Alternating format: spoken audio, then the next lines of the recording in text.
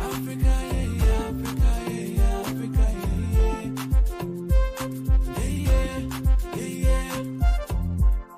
no matter where you come from, no matter where you are, no matter what you are, no matter who you are, as long as you're a black man, you're an African, you're my friend. Make we live in unity, make we live as one, make we live in harmony. Our diversity's our strength. Oh, my brother, make we live as one. You are an African, African, African, yeah. You are an African. Unite, Africa, yeah, Africa, yeah, Africa, yeah, yeah. Unite, Africa, yeah, Africa, yeah, Africa, yeah. Bájọwọ́ la fi ń sọ̀yà, ọwọ́ kan màgbẹ́rù lórí, ẹ jẹ́ ká ṣèṣọ̀kan àwa ọmọ Áfíríkà. Paix, puissance, amour, l'Afrique doit se réunir. Èzili yapania umoja, kwa kuwa umoja ndio uyakinifu. Africa in unity, kwa kuwa tukiwa West Africa, Kenya, Tanzania, Uganda, Rwanda, Burundi, Djibouti, tunasema kwamba umoja wa Afrika ni muhimu. And Africa in unity ni umoja wa Afrika. Hey, yeah. Mama Africa is inside every one of us. Aye, aye. The spirit calls to me the same way it calls to you. Deep down, you know who you are. Never you deny it. Makes you move your feet when you hear me. Makes you nod your head when you listen. It's the rhythm of Africa. It tells you where you are from. Africa, because Gemunti, Tikwaka, Kaimese, Africa, Kanye May, you Maka, oh my, yeah. We call you now, SCOP, say unite. One voice, one Africa, one voice, one Africa, yeah. You are an African, African, African, yeah. You are an African. Remember where you come from. Unite. Africa, unite. Africa, unite. Africa, unite. One voice, one Africa. One voice, one Africa. One Africa, Africa, Africa, one voice, one Africa. One voice, one Africa, Africa, Africa, Africa.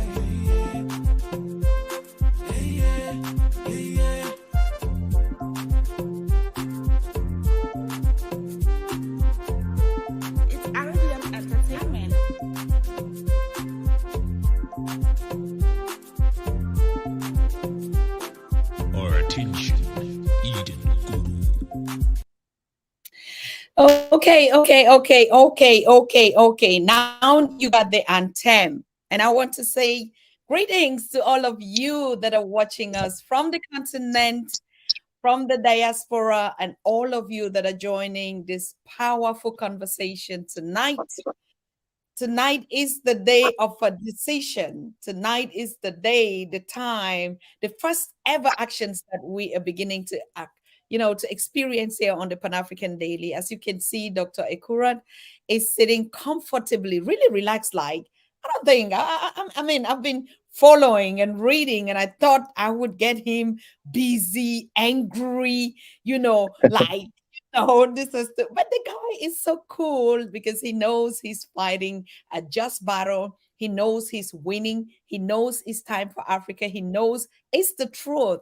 So, I mean, you already had read a little bit of his CV, but he will be telling us. And tonight, we'll also be joined by the powerful Professor James Small. And Professor James Moore just called us now, and that's why we're a little bit late, announcing that he'll be joining us in the studio in a couple of minutes. He's waiting for some technical hiccups. And our sister Èzili Dantò, the powerful queen of Hayti, the advocate who is also suing. She had a court session tonight, and in the afternoon there is, and she'll be joining us also. But because a doctor has to travel, as a matter of fact, he canceled his trip because of this program tonight. That's why, and in Kenya now, I think it's almost 10 o'clock or 10:30, as I know. So I decided to take him live first on the show while the others will be joining. So I want to give out a shout out to all of you in the chat. Thank you so very much. My goodness, you're already lined up like you're already lined up like this is the moment we've been waiting for. So I want to thank you. Peace and greetings to all of you. Our topic today, or in the past days and past weeks, has always been on Haiti. There are two lions that we say when they are free, Africa would be free. We have the DRC Congo and we have Haiti. So we have DRC on the continent, and the first ever liberator coming from the diaspora, we know Emperor Dessalines, whom we've just been celebrating. And so that's why we were shocked to begin to hear a son of the soil, His Excellency Dr. Ruto William. I definitely campaigned for him on this channel. I was the one that was saying a president that is a hustler, a president that, is after the youth, and a president that says he's for the hustler. No, I mean, this time we got it. And we were kind of like, whip Uhuru, Kenyatta, and even the others and say, please, yes, your handshake was good, but please give the chance to the youth. And suddenly, just like Honorable Julius Malema said, I mean, we have to put a close eye on Dr. William, His Excellency William Ruto, because he says one thing and he does something else.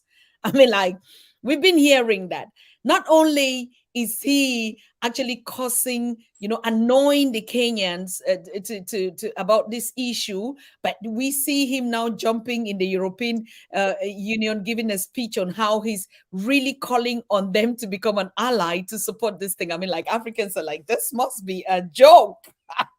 A hustler becoming a beggar, a hustler becoming now a visiting president. I mean, how did it even start? But I'm just happy Dr. Ekuru is here, and he's going to break down everything to us. And we really want to understand, because I myself, I became like, wow, what's going on?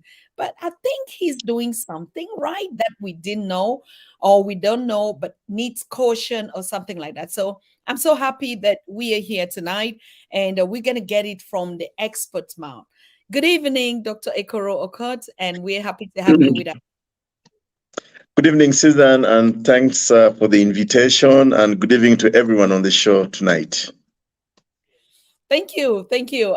It's a pleasure. I had just a 1-minute conversation with you, and I realized you mean some business out here. I mean, for the first time, it's not like a government. Like today we hear His Excellency Ramaphosa actually calling on Israel to end the war. That's a president, right? And now, because of the issue with Kenya, we're thinking, oh, is South Africa going to definitely also deploy? So it's like, shouldn't it be the time where Africa is focused on building the United African Front and depending on its economy, creating opportunities, and instead of being distracted? Well, that's the truth for the matter. I think the sad reality, I think if you go back to the history of Africa's emancipation, independence and all that, I think one of the frailties of our nations for the longest time is the failure of leadership. The kind of leadership that we have in the continent that is not focusing on what are the priorities for Africa, what are the priorities for Kenya, and most importantly, what is even the unity aspect of it. And I think this is one of the biggest failures in our continent. And And just maybe to try to digress a little bit, if you, for example, just in context, put it in context. If you look at, for example, what's happening in Francophone Africa, Guinea, Mali, Burkina Faso, and the rest. I love the messaging that is coming there, not because I cherish military coups or military democracy as such, but the language that's coming up there is that we need to end imperialism, neocolonialism. Our resources cannot be taken away. We need unity of Africa. That messaging for me is very powerful from these young military leaders in Africa today. And the reason that is something that we need to debate, and maybe we'll talk about it another day, because today we want to talk about Haiti, is that, a lot of governments have been hiding behind this notion of being democratically elected, but ending up failing the people. Now, in the case of Kenya, you have a president who claims that he is a hustler, he comes from a poor background, he was a chicken seller, and so a lot of Kenyans identified with him. He symbolized the idea that I am a person who can identify with a person who pushes the wheelbarrow, the mama mboga on the street, the street vendor. But now that he's in office, all of a sudden, he's become a puppet of the United States of America, the European Union, and the Western world. And he has abandoned his own background. So I think from that broader context, Africa now needs to rethink. And when we talk about Pan-Africanism, really the question then becomes, who is this speaking about Pan-Africanism? What is their actions? How are they behaving? And when Comrade Malema came to Kenya, and unfortunately I missed the opportunity to have dinner with him, he was saying, I had William Ruto in the campaign speak about all these nice things, but I'm missing him. I can't find him, which is true, because now political promises in Africa are just becoming political promises. Actually, not political promises, political lies, political lying. And I'm one of the people who have argued, at the risk of only sounding, very unpopular, is that I think William Samoei Ruto's presidency is a blessing in disguise for Kenya and for Africa, because now we can say, here is a person who styled himself as one of our own. Now he has power, but is no longer behaving like one of our own. He's become something else, which is why he can go to America, make these promises that I will give you 1,000 police officers to go to Haiti, basically to invade a country that essentially we should be proud of and protect as one of the black nations to become independent outside the continent. So it's embarrassing that you have these kind of leaders in Africa today. And for me, I do believe that Africa is rising. And I think Africa is rising with a little bit of anger against political conmanship that's happening, because even for Kenyans, ordinary Kenyans, and I've done a little bit of interviewing, even when I decide to take just a Uber, when I don't feel like driving, I take a Bolt ride, and I ask the drivers, what do you think of this Haiti deployment? And people are saying, we don't understand it. We here on the streets of Nairobi, in our villages, we have serious insecurity issues. Why would Kenya accept itself to be used by the so-called superpowers, the United States, France, or Canada, to go and invade another country, a black nation, brothers and sisters we should be protecting? So a lot of questions are happening. Wonderful. Thank you. A lot of questions are coming up, but let's just warmly welcome Queen Èzili Dantò. Please, can you unmute my queen? You're muted. And the great Professor James Small is in the house. Like I told you, I know a lot of you were just waiting and, for two of them. But we have the team. We have the team. It's either Haiti or no Africa. No Africans worldwide. It is Haiti. And that's why we're saying Haiti is on our plate right now. If Haiti is not free, we can forget about Pan-Africanism. We can forget about One Africa. We can forget about all this blah, blah, blah that we've been talking about. So it is time that even the world is watching to see who are the true Pan-Africans. What are they doing? How do they relate? How do they even know their story? And we'll come back to you, but I just want to hear a word of greetings from our Queen Èzili Dantò. And if you know what Èzili Dantò is, please just Google who this powerful spirit sitting here is about. I'm telling you, just go to your Google. I'm telling the family, just put Èzili Dantò. Then you will understand who is sitting here right here with us. So, Queen, I welcome you. Greetings to you. Thank you. By the way, before my ancestral sister Èzili Dantò speaks, I want her to tell Kenyans and Africans what really is the true pronunciation of, is it Haiti, Haiti? I think that's one lesson we need to learn today. Honor and respect to all your listeners, Dr. Tatah, Susan, Tatah, and Professor Small, my heart, of course. Ekuru, we just met. I love what you're doing. It is not hate T, it is I-E-T. Haiti. But obviously, there's a reason why the former slavers who we beat in combat hate us. So they changed the pronunciation in English to Haiti, but it is Haiti. So I'm Èzili Dantò. I run the Free Haiti movement and the Èzili network. I am a lawyer, and I have been doing this my entire life. Thank you for inviting us. Woo! Hey, pet them. That's what in Nigeria or on the continent we will say, like, okay, you want intelligence, you want professionals, you think we were stupid because we don't do it. Okay, that's the time right now. Professor James Small, you're welcome, Baba. I mean, the powerful backup is just crazy here tonight. Greetings, Prof.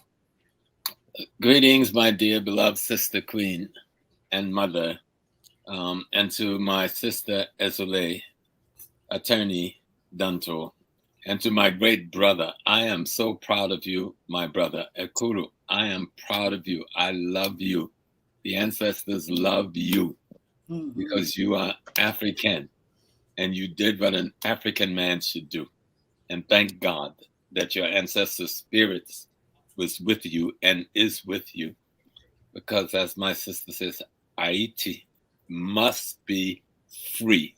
Yes. It is the first time in the history of the world when we struck the blows starting in the 1700s into the early 1800s to create the Free Republic of Haiti.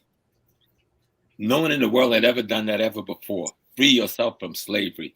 Freed yourself from domination from another race. Defeat 3 of the mightiest armies in the world. And declare yourself an African nation open to all Africans to come and find freedom. And then send your soldiers, send your money all over the Western Hemisphere to help those Africans fight to free themselves, the ones who spoke Spanish, French, and English. No institution in the history of the world has ever behaved in that humane way. And we've had to suffer ever since, being under attack by the Western world, nonstop, every day. Starting with the murder of our first emperor, Jean-Jacques Dessalines. That was them. And they've been trying to murder Haiti ever since. And we say, no, that's not going to happen. A fight sometimes takes a little longer to win than we want it to take.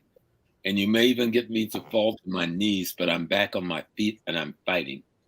And the move you did, Attorney Aukot, in Kenya has told the whole world that Africa lives. Yes. And Africa will be determined to be free. Determined to be free.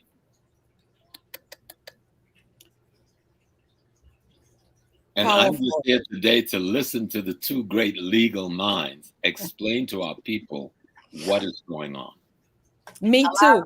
So let's just allow me to say this. Yes.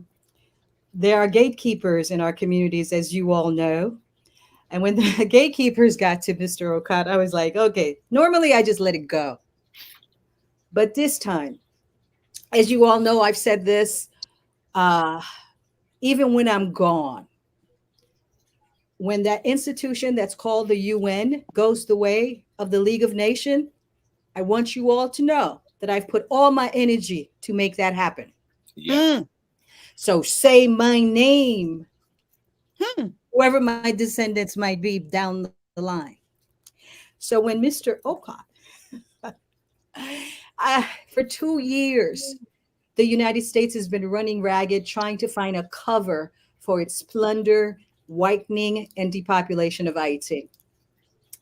And since it was having difficulties with its cousin to the east, China and Russia, they stood in the way for a while. So they couldn't get the vote at the UN. As you all know, the UN is the most undemocratic institution on the planet. But they convince our intellectuals who go to school that this is the best way to be. Let's have 5 nations control 193, and let's call it democracy and world peace and United Nations. So imagine this. Look at it from my framework as an attorney that's been practicing. I won't date myself, over 30 years. You see, I can say because of Mr. Aukot that a Black judiciary, for however long it happened, for however long the extension to stop the deployment is right now, that extension goes to January 26, 2024. Listen, people, all you Pan-Africanists. Now, y'all talk. But Mr. Ekuru went to court. Guess who he told? You can't violate our laws. He told Russia, China, the United States, France, America. So I have bragging rights because of him. Every time I do an interview, I start with this. Mr. Aukot and the Black judiciary of Kenya vetoed the UN. Yes.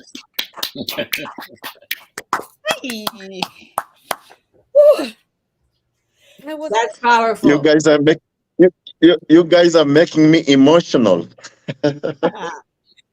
You don't know. Since Patrice Lumumba, my brother, the UN has been destroying us. From Lumumba to Aristide. So as a student of history, you know, they tell us that we have to go one way. But that Kafu has a couple of roads, and you took yours. Honor. May honor always walk with you.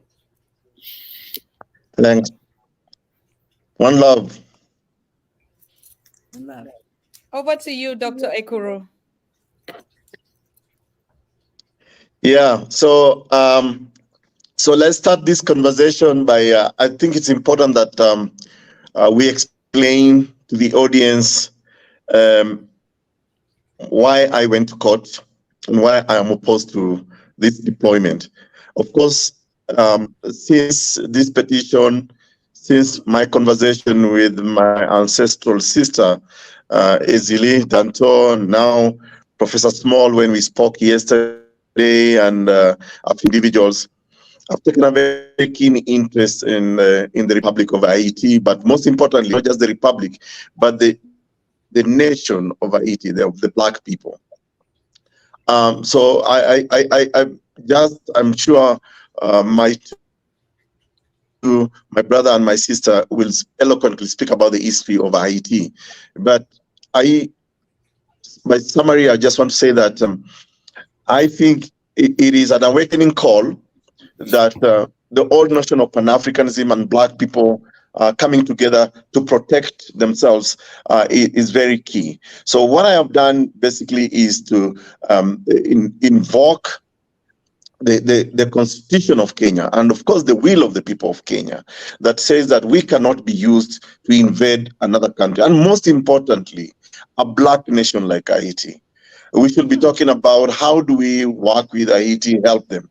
So it's all very unconstitutional because maybe contrary to a lot of people do not know, I was in the team of the committee of experts that actually wrote our 2010 constitution. I was the CEO of that committee of experts.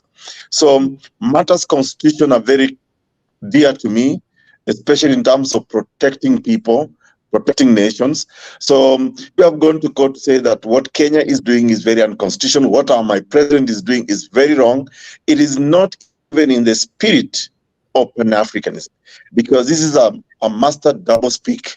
While in the continent of Africa, he portrays himself as this Pan-Africanist, but in the presence of imperialists, colonialists who have been, oppressing our people for the longest time, he speaks their language, and therefore I feel that we cannot allow this to happen. For as long as I live any extra day in this world, I will definitely defend the spirit of black people, nationhood, the spirit of our constitution, the will of our people, and that for me is the reason I went to court. And also, I do not want Kenya to be used as a pawn to clean up the mess that the United States of America created in Haiti, what Canada did, what France did, and we should be resisting any attempt to invade Haiti. And we can see, as students of history, we've seen what foreign presence has done in Haiti. For example, even if you were to look at just to consider the fact that Kenya is got it's not very even clear what exactly is Kenya going to do. If you read the UN Security Council resolution, it's just too verbose, full of too much English, and actually saying nothing about what Kenya is actually going to do in Haiti. And in any case, it is the same United States of America that is pushing Kenya, that is using Kenya as a black nation to go and restore some sort of peace and order in Haiti, that is actually funding those death squads. I have since changed my language. It's no longer gangs. It's actually death squads being sponsored by the United States of America and their allies, the oligarchs from Israel, the Syrians and the Lebanese. So I think this is the kind of conversation that we need to have, and to tell this imperialist that enough is enough. A black nation, black people can actually emancipate themselves, and they can govern themselves, and they should be the masters of their own destiny. And may I just thank you, Susan, for so eloquently stating that case, and for the government of Kenya not to see the beautiful youth of Burkina Faso, not to see what's happening in Mali, not to see what's happening in Niger, going against the same criminal that we had to defeat in Haiti so many years ago, the French. And so it is clear the people of Haiti will fight for their freedom. All they want is our assistance. And if all we can do is hold back the puppets and the collaborators of the imperialists so that they can organize themselves to do what they have to do to be free. I've been to Haiti multiple times. It is the most beautiful African country you want to go to. You do, other than that, they're over there a little bit geographically. You don't know you're not in any country in Africa. Mm. Notwithstanding that you're looking at the face of Africans. And because of the extraordinary history, and because of the resistance that Haiti has upheld throughout the invasions by the Americans, multiple American invasions, and America backing multiple dictators. Even the president that America assassinated a few years ago was the Americans' president. But when he tried to free himself of their diabolical hold on him, they took his life. And now they put another puppet in place who have not been elected by the people, who have no connections to his own people, to carry out the robbery and the pillage, to take the oil. Haiti has an oil deposit off of its coast, as large as Venezuela, if not bigger. America will not allow Haiti to drill for its own oil. The oil alone would make every Haitian at least a millionaire. Every single Haitian would have a yearly salary if they wanted to do it that way. But if we think of the gold, if we think of the other minerals that they're stealing from this country every day, it will blow your mind what people don't know. Haiti is not a poor nation. We know it's not poor in spirit. We know it's not poor in character, but it's not poor in material wealth. And Èzili can tell you about some of the other minerals that the West needs to constantly get their hands on to keep their technocracy going.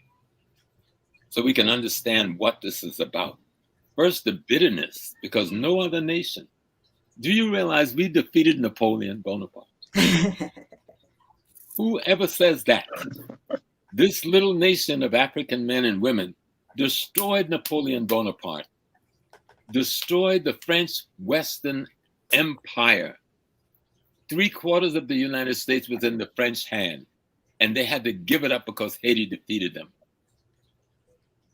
France lost its imperial power.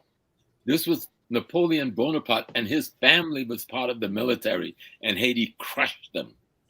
Crushed them. We got rid of Rochambeau. Thank you so much for bringing that up, because in the name of all of my ancestors, including the Dahomians who actually raised the greatest hero to ever live, Jean-Jacques Dessalines. And Empress Félicité. Yes. In the name of all of them, we just, November 18th was the 220th anniversary. Now, the whole world, of course, should know about this battle where we beat the Europeans' greatest general. I mean, they have a movie coming out on him. I know they're silent about this. So people, whenever I'm in a space and I start talking, folks look at me askew because what I'm saying is so contrary to what they've been educated to learn. So let me tell you, not only did our ancestors whip Rochambeau's butt all over the Caribbean, we freed millions of Africans and stopped the most diabolic trade that non-humans ever thought to do, the slave trade. Yes. But when you read the books about Haiti, number one, they tell you Toussaint was our founding father because France had killed him in the Jura Mountains, the way they had killed Christophe's little 11-year-old son that Napoleon killed. They don't tell you their atrocities, just like they're not telling you the atrocities they're committing today in Haiti. Okay? But they blast the news with these paramilitary gangs that they created. Remember, since 2004, the United States has come in contravention of the Vienna Convention, right?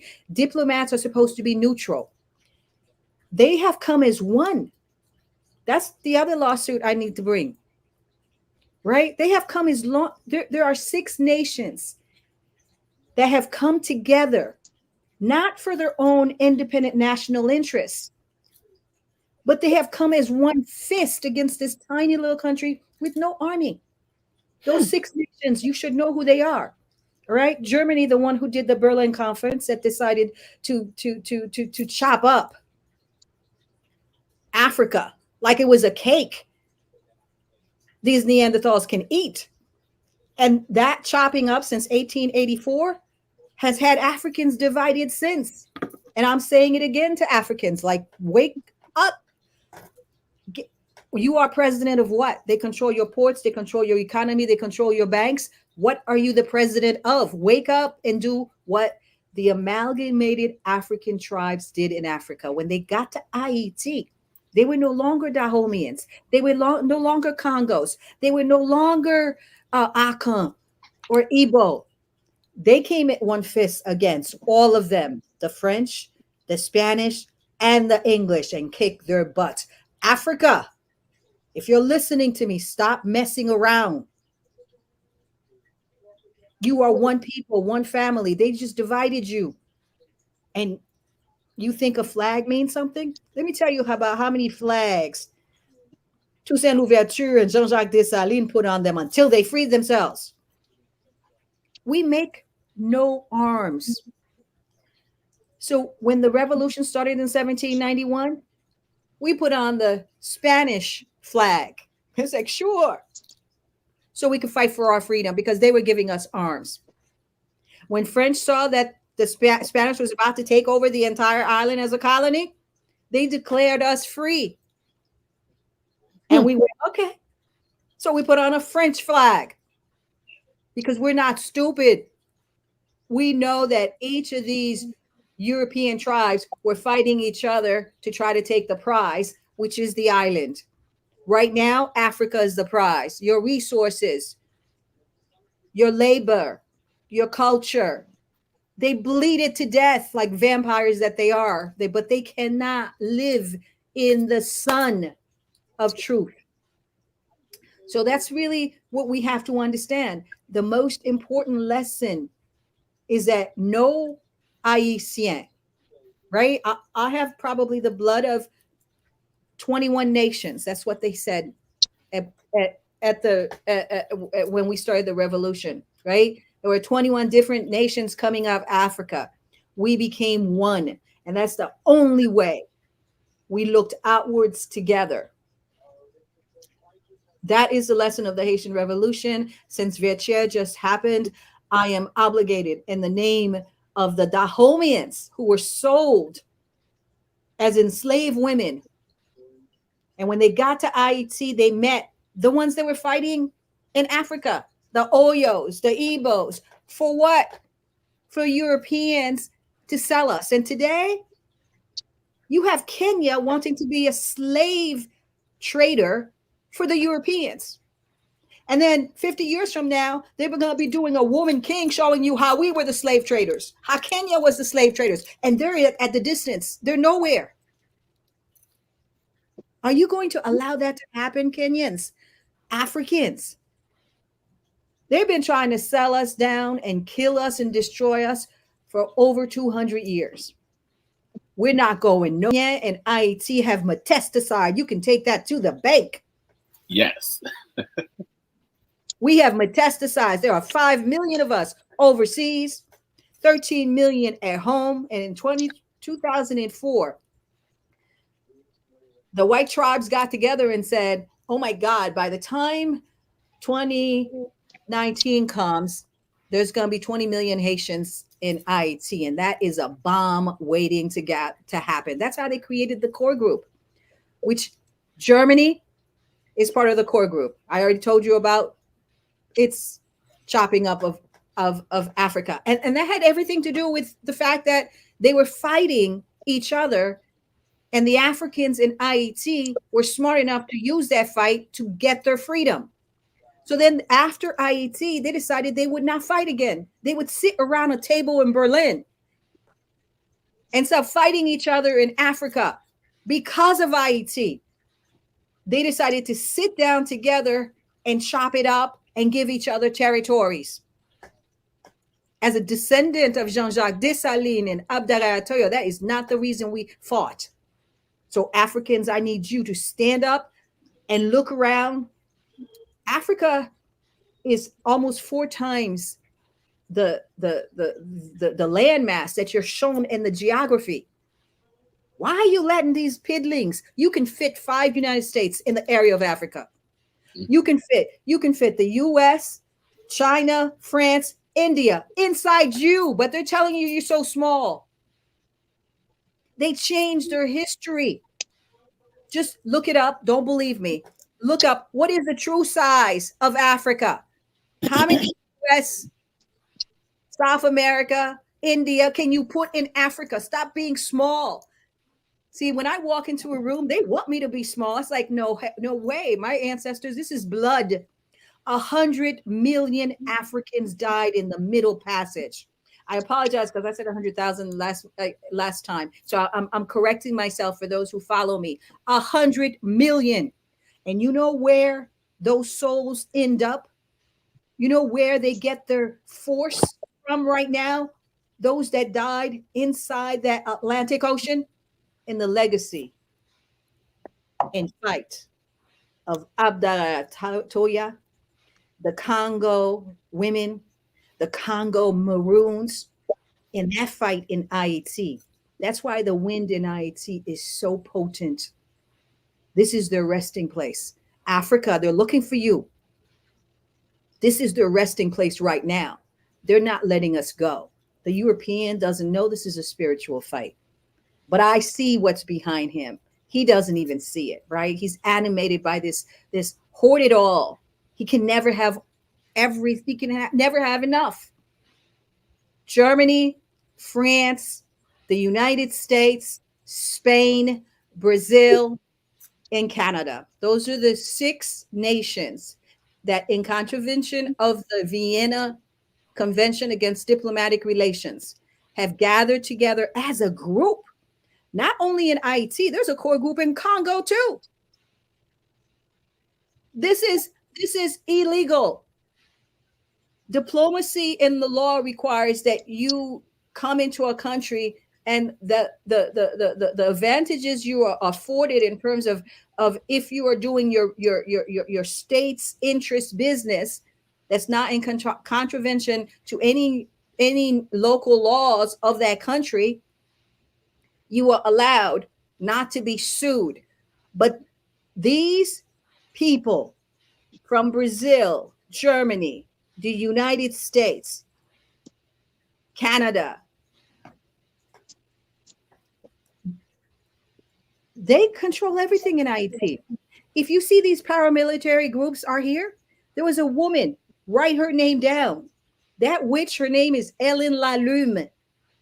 She was the U.S. representative at the UN. She helped put together the coalition of so-called gangs right now that they want Kenya to come in. So that all they want to do, right? The United States is already in Haiti, okay? Let's not be fooled. We are so important geographically. And the universe did this for a reason. And I'm talking to Haitian right now. You are suffering this pain for a reason. Geographically, you wouldn't have to work a day in your life for the amount of ships that go through your waters to go through the Pacific and the Panama Canal. We get paid nothing because the United States controls it. They lease Guantanamo Bay. At least they're paying the Cubans for something.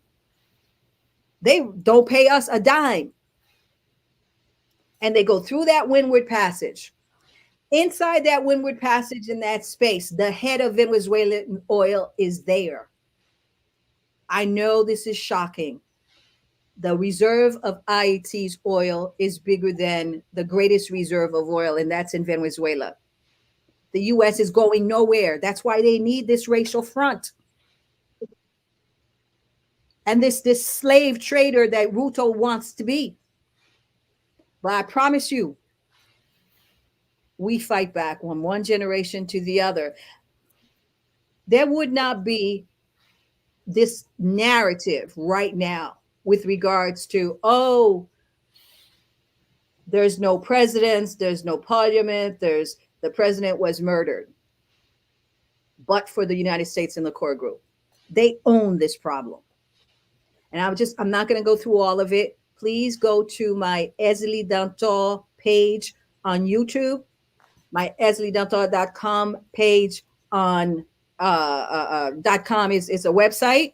There you will see the lawsuit that my colleagues and I in Haiti, Met Evel Fanfan, have filed against the Haitian government that that mirrors a little bit what Ekuru has filed in Kenya, but it says essentially that you are number one, you were not elected. You have no authority to be asking for foreign troops. That's number one for Ariel Henry and his government.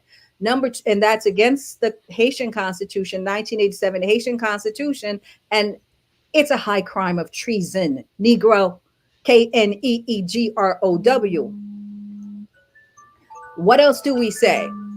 We say that the UN has sanctioned the Syrian, Lebanese, and the current neo-Duvalierist government that's in power right now for financing gangs. We say, hey, since when? I mean, I'm a lawyer, right? Stop joking in my face. Since when do you sanction a murderer? You bring a lawsuit, excuse me, you activate your prosecutors and bring a warrant for their arrest. The biggest billionaire in the Caribbean, bar none, Gilbert Bijou and his family, has been sanctioned for funding these people that you see that is killing Haitians, getting them away from the shorelines that the United States wants. You understand? So, but for the U.S., Jovenel would not have been in office because his term was over. He had finished his term according to Haitian Constitution, according to lawyers in Haiti, according to 3 universities in America. But the United States said to him, we're going to give you another year. If the U.S. had not, and the core group, the illegal core group who owns this problem right here, who needs to be sued to Kingdom Come, if they had not said that Jovenel Moïse had another year, when every legal mind in Haiti, including the Haitian Supreme Court, said that Jovenel's term was over, and 3 U.S. schools, Harvard, New York University, another one in Miami, said his term is over. The United States and Ellen Lalume said no. We like this guy. He's going to stay another year to do elections. Well, within that year, Jovenel Moïse decided he was tired of his puppet masters. He went to Turkey to try to do a bilateral relationship. As you know, right there, Turkey's right under the Crimea. There's Russia right there. And he came back with an ambassador from Russia to Haiti. Within 1 month, he was dead. The U.S. owns that. I may not have the resources to ever bring that lawsuit, but my descendants, my children, all of you, you will. That is our story. Such an extraordinary story, Attorney Dantò. You are such an important representative of Haiti. You are the ancestors. Come back. Our culture says we never go anywhere. I like to call it body shifting. You know, we pick these new bodies to get into. So you're hearing me. I need help. I need help. Come on, ancestors. Well, they're coming. Here we are today. We're telling our story to the world on one of the most significant platforms in the social media realm, Pan-African Daily TV. And it's apropos because Haiti was the first modeling of Pan-Africanism anywhere in the world. Long before W.B. Du Bois or any of the others. You know, when I was a youngster with no details for my action, I belonged to a formation in America we called the Ekuru Fighters. And my name was Koroli Wakaranja. That was my fighting name because Didan Kamanti was my greatest hero. I was a teenager fighting for my people in North America.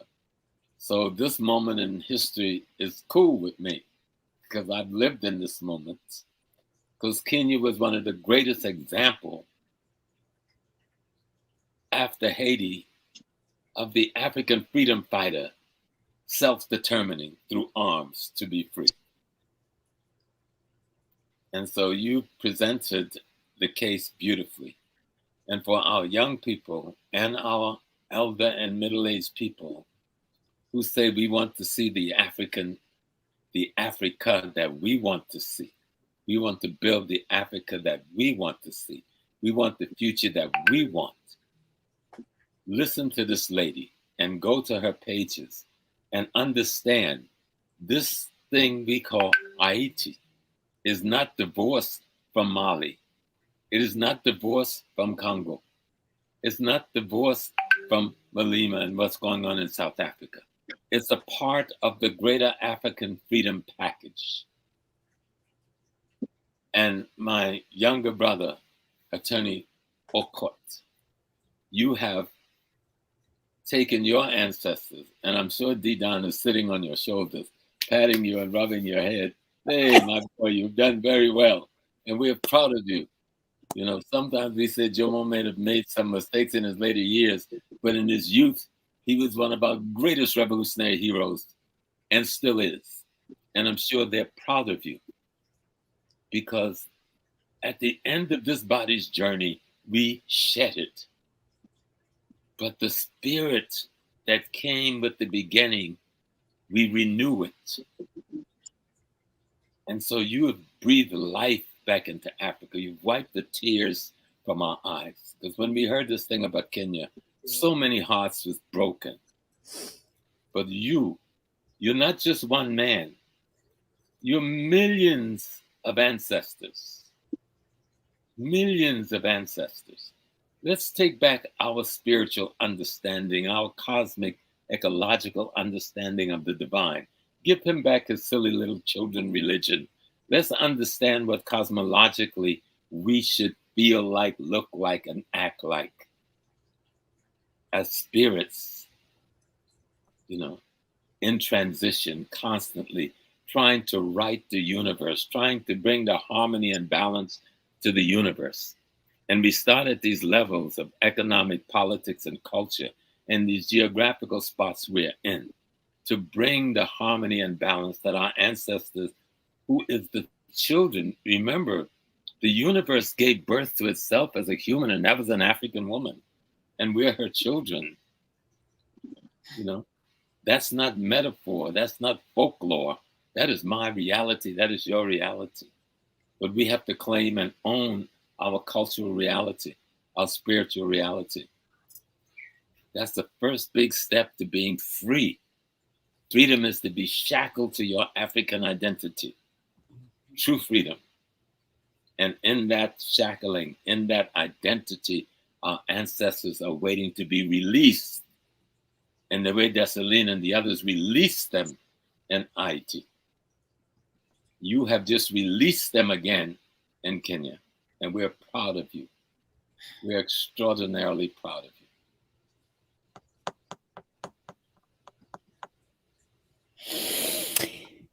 We are extraordinary. I'm like, everyone is listening, and I want to thank the voices of the ancestors that are present in all of us, using us, the chosen. So it's no coincidence, each and everyone that is working and put on this mission. You can also be that. I'm talking to youth on the continent and in the diaspora, whom we look up to. Dr. Ekuru is like a symbol. What Professor Baina Bello says, Julius Malema, when he looks at his futures and everything, reminds him of Emperor Èzili. I think Kenya has just already has one also now. So, but I want to go back to you, Dr. Ekuru. Why Kenya? Why do you think that, I'm sorry, this decision had to come from Kenya? Why not Rwanda? Why not Ghana? Why not Cameroon? Why Kenya? Why? What do you think is behind?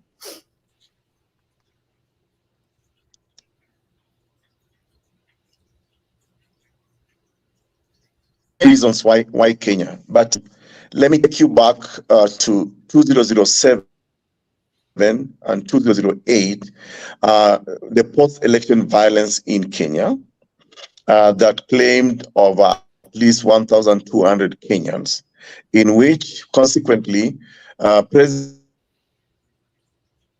were actually charged for international crime, having committed crimes of genocide, mass murder, and all that before the International Criminal Court. President William Ruto had become a persona non grata in the global scene.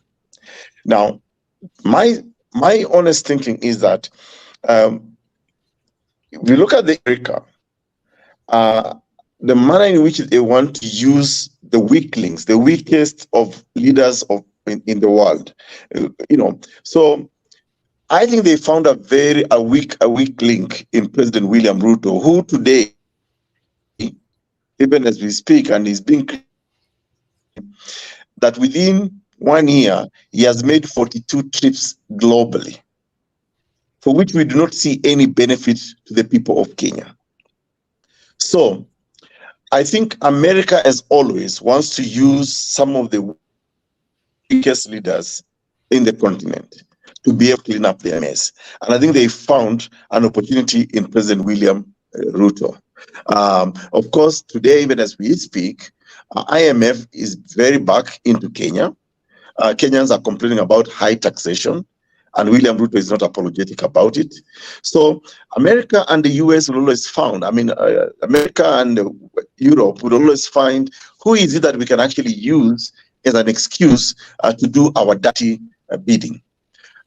So that's one aspect of it. But the other aspect is that money is now a big conversation around this. It is not common, it's not secret anymore that the United States has offered $200 billion to the Republic of Kenya to be able to go to Haiti. And we know that our politics is one of the most corrupt, and our politics attracts the deplorables, the worst deplorables. And unfortunately, I think in William Ruto, he's trying to clean up his image. But unfortunately for him, he had learned from history that the Western world or the imperialist world will always use you, but at the right moment, they will dump you. So this is really the smallness of the leadership in Africa, especially post-independence. And this reminds me of a book by a man called David Lamb, The Africans.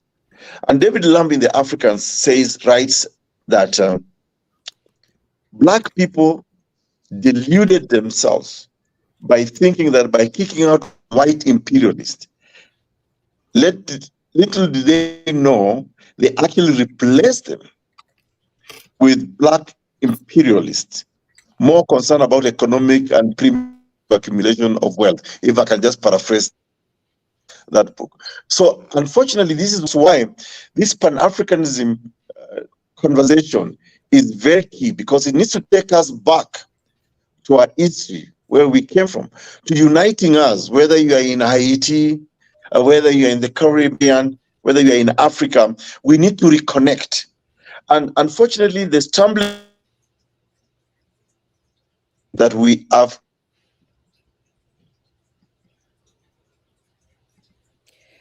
I'm sorry, I think his network is really creepy. He's been going out.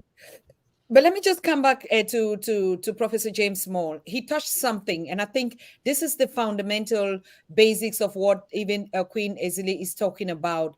Do we want to think that it's really the ignorance of our story on the continent? Because, I mean, if truly speaking, the president, the leadership, even Africans on the continent would understand our story, I think it's really going to play a significant role. Like let's just say this is the passerby, but the future, like we say, the young people to understand that.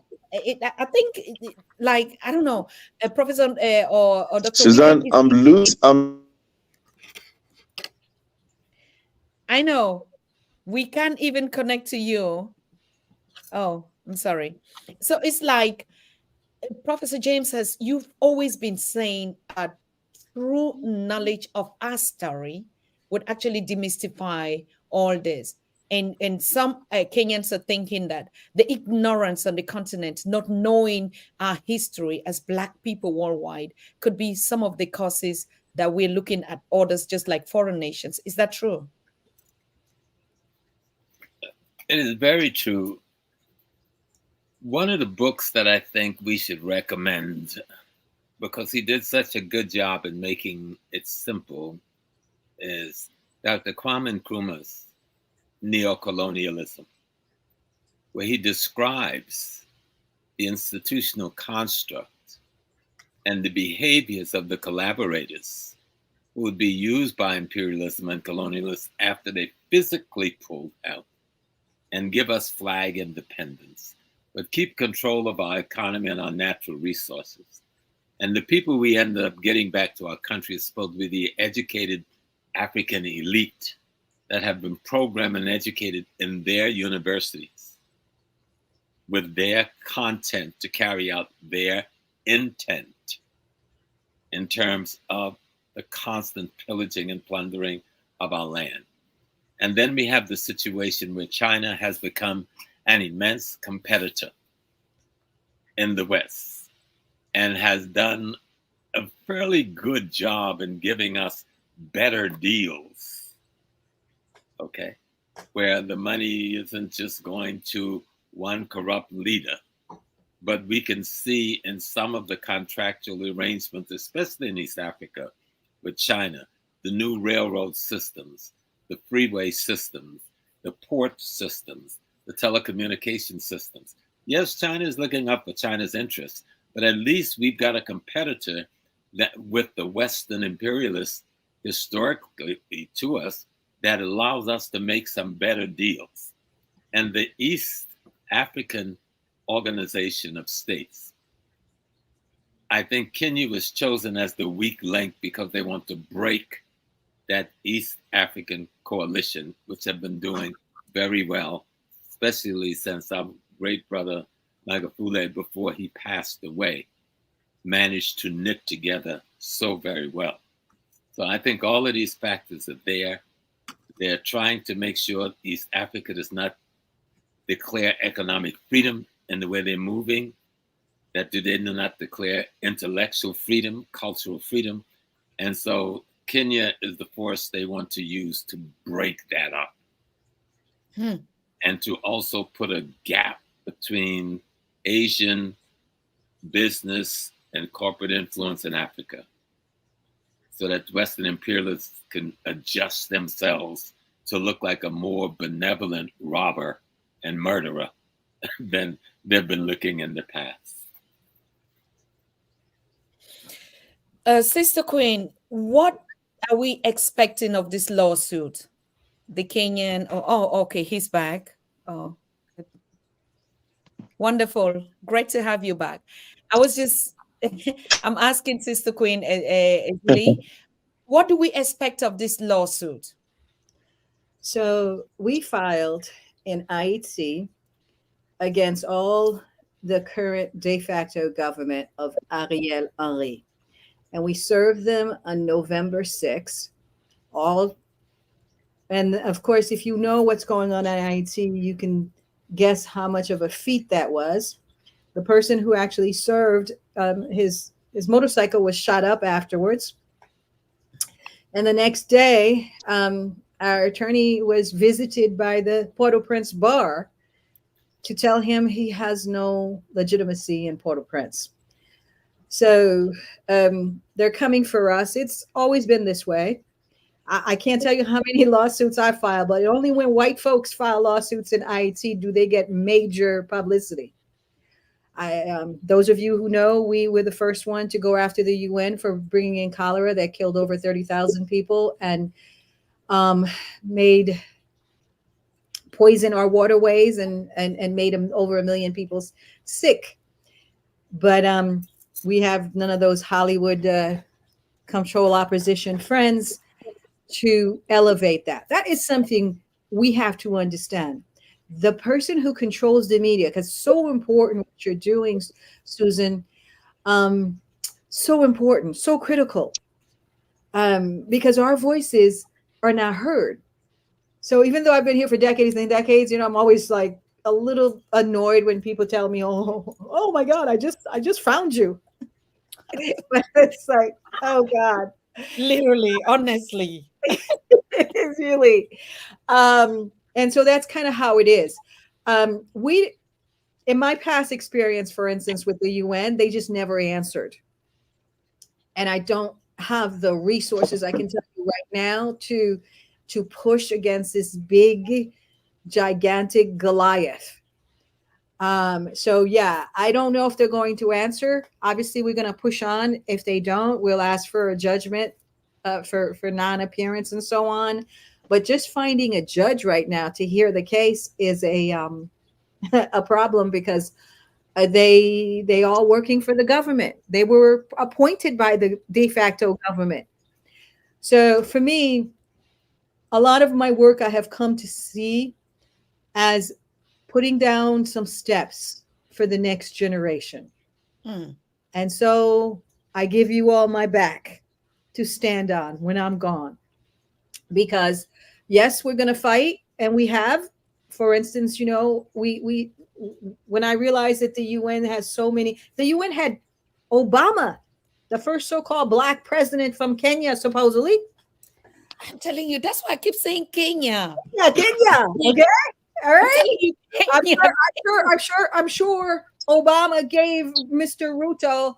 Now, you all may not have heard what Attorney Ekuru just said. He said this guy was indicted. Not that I give any credence to the International Criminal Court, because they love indicting good people. But this guy obviously is not good. He was indicted by the International. Do you know how insulting that is to the ancestors or every black person? The U.S. went and found a president who was indicted by the International Criminal Court for ordering the killing of his own people. Now he wants to bring those police to come and kill us. Nobody in the media finds that atrocious.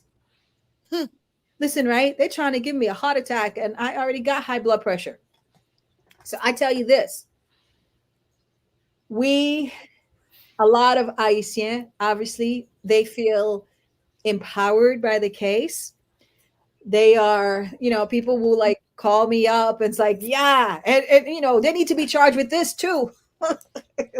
You know, because we just charged them with the high crime of asking for an invasion of Haiti, not only because you don't have the authority to do so, but because you have two other solutions.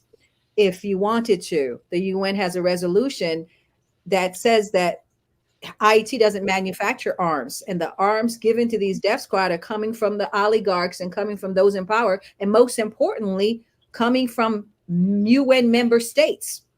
So resolution 2653, which we're asking everyone, this is the solution.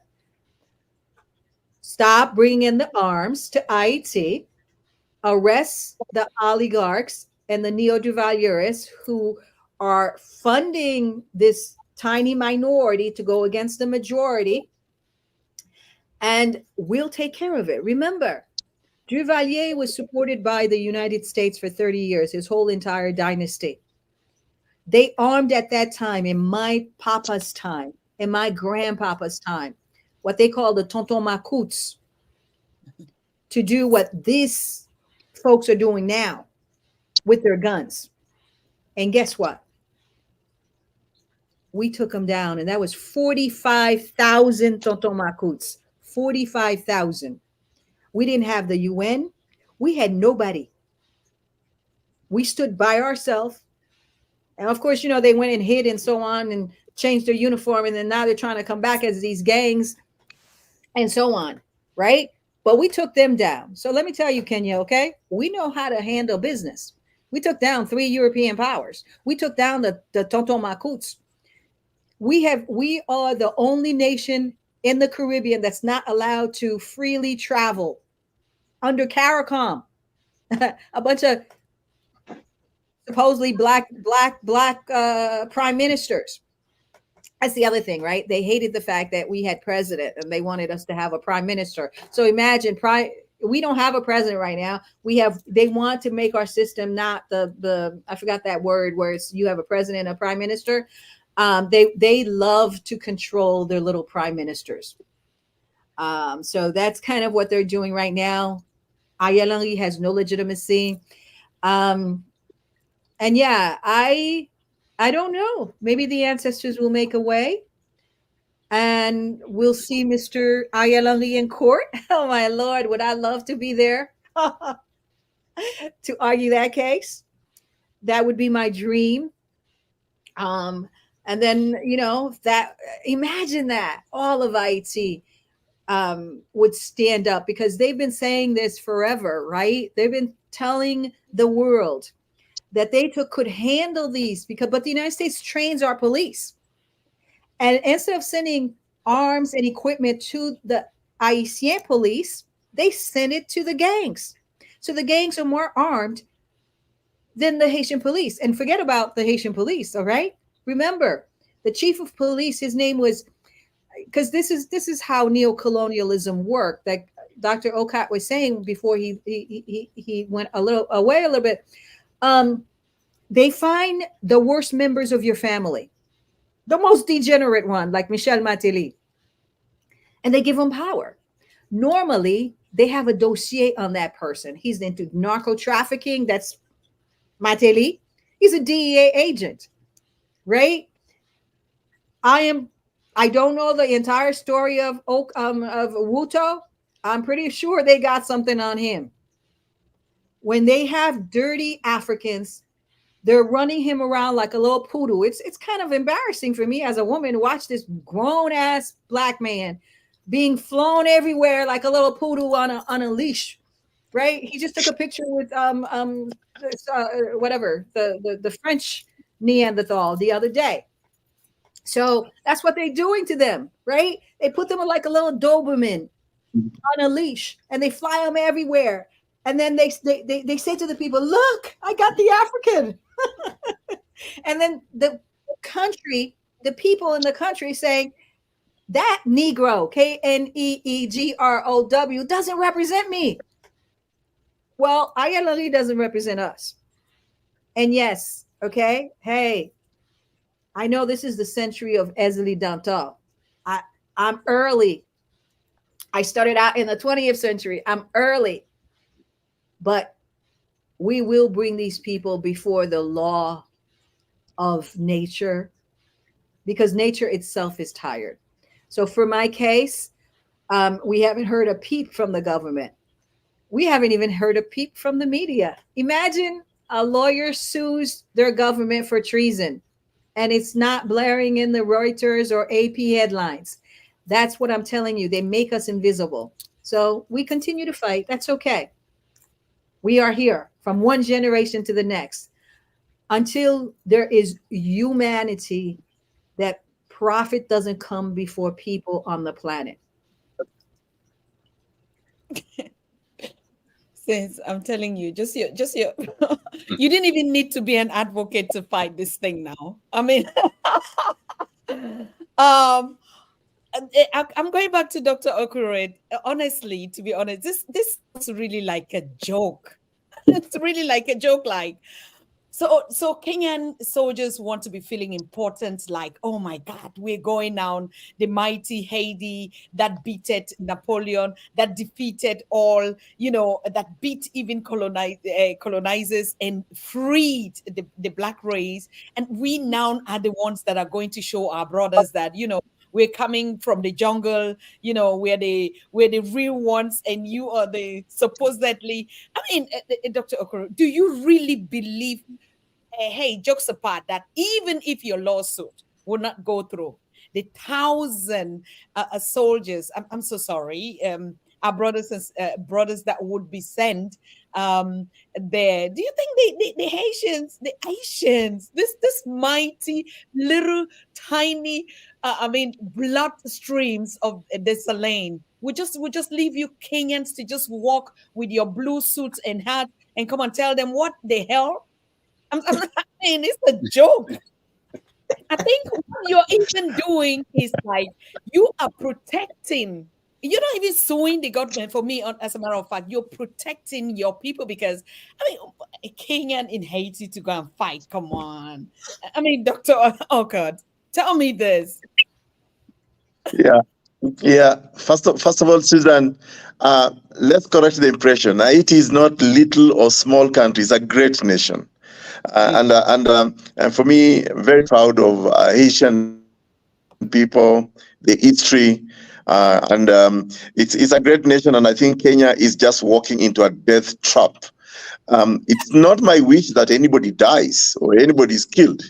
It's not my wish, but Haitian people have got every right to defend their destiny, their interest, not through the gangs, not through the death squads, but through their own, conviction as a people. The truth for the matter is, Kenyans are laughing at this deployment. A lot of Kenyans are saying these folks will come back in body bags because they are used to chasing guys here demonstrating on the streets of Nairobi with stones. They're going to face guys armed by the United States of America who have sophisticated weapons. They will come back in body bags. And I'll tell you, this will backfire on William Ruto. Let me tell you a story. I'm a son of a nomad from the Kenya of the North, as we call it. Of course, northern Kenya. But because of the disconnect, yes, I'm from.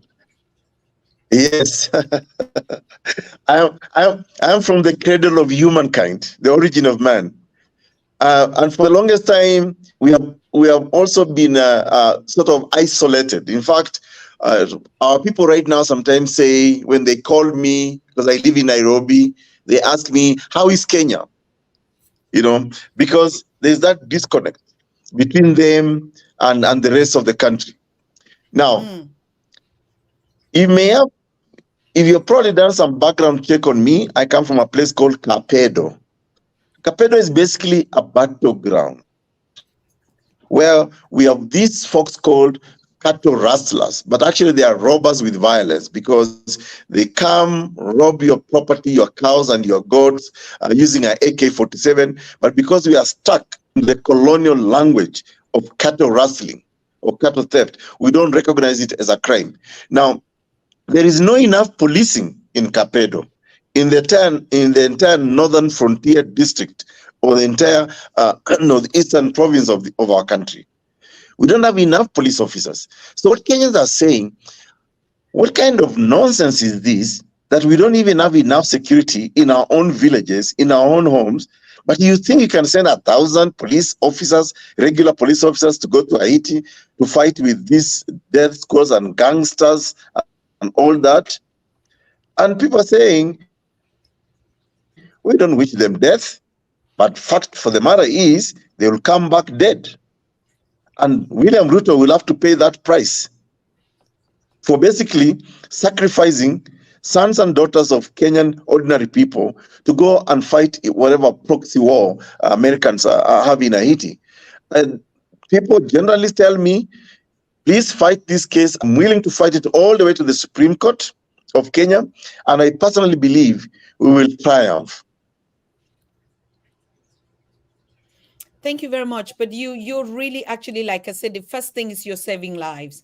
I mean, we forget about all these. The first thing, like a son of your ancestors, is to protect the lives of your brothers and sisters, and that we don't go against each other. But I come back to Professor James, and we talk about Pan-Africanism, unity, and this and that. But I'm beginning to see that even the Pan-Africanism is going to be a war between Africans and Africans to liberate ourselves. Because honestly speaking, I'm not in the piece of cake of the colonizers or what. They lost long time ago. They would have gotten us things 400 years ago.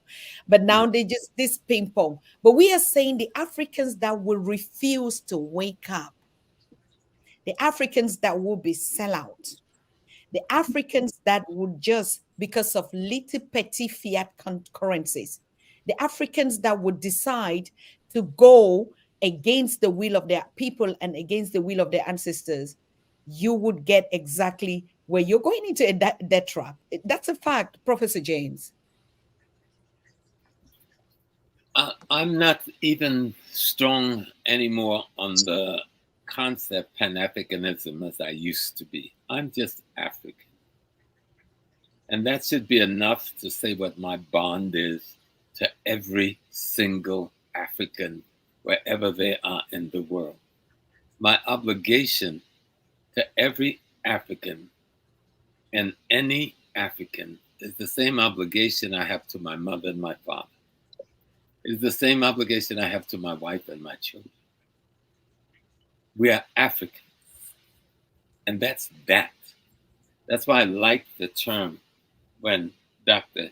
Èzili told us, true freedom is to be shackled to your African identity. True freedom is to be shackled to your African identity.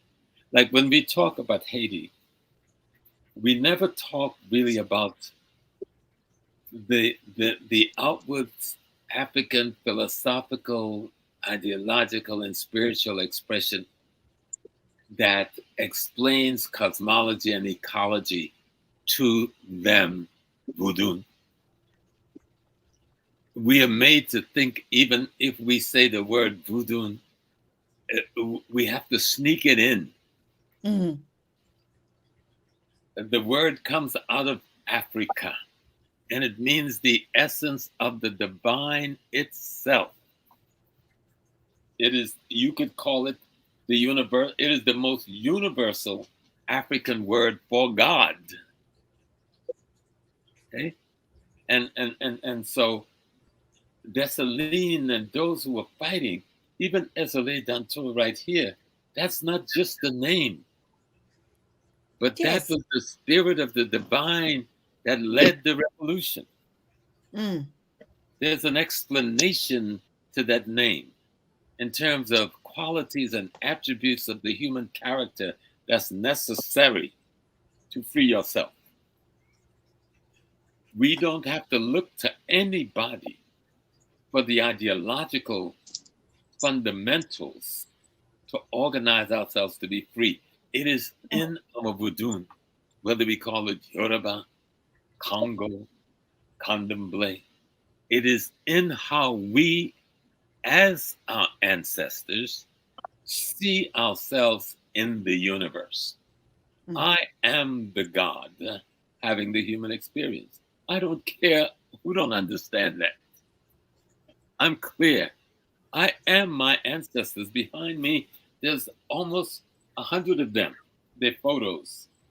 I put Mama's earrings on last night because I was going to a chest and I found my grandma earrings. I go, look, oh, she'll be very happy today.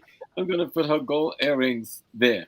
And then I found the brooch with my mother and picture I used to carry around with me years ago. And I goes, oh my God, where have this been?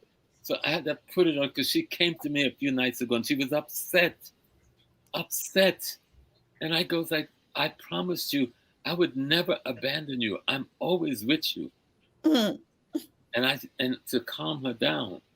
So that tells me when she came like that, there's a crisis in the family. I know what the crisis is with one of my granddaughters, trying to deal with it. But she came to make sure. So though we put her body in the ground, her essence as a spirit, that's a part of me. And all of those children, I've got 23 grandchildren. That spirit is in all of them. Mm. The problem. So there's a gathering. They came together to say, wake up, James.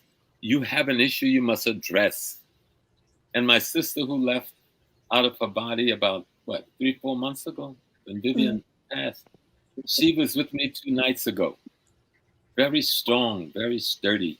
And I know my sister, how her spirit loves me and how I love her. And I hear her message. We are ideologically, we do not need Christianity. We do not need Islam. We do not need capitalism, laissez-faire. We do not need democracy. We do not need socialism. We do not need communism. Our system has in it a communal, collective, cooperative understanding of human relationship with the rest of nature and cosmology like no other system in the world. We need to return back to what was the Kikuyu doing before? What was my brother Northern family doing before the first European came into East Africa?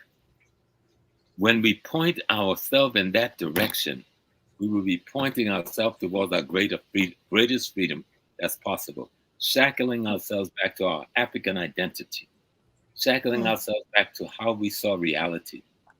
We are ancient content, but we must know them in order to determine our contemporary intent.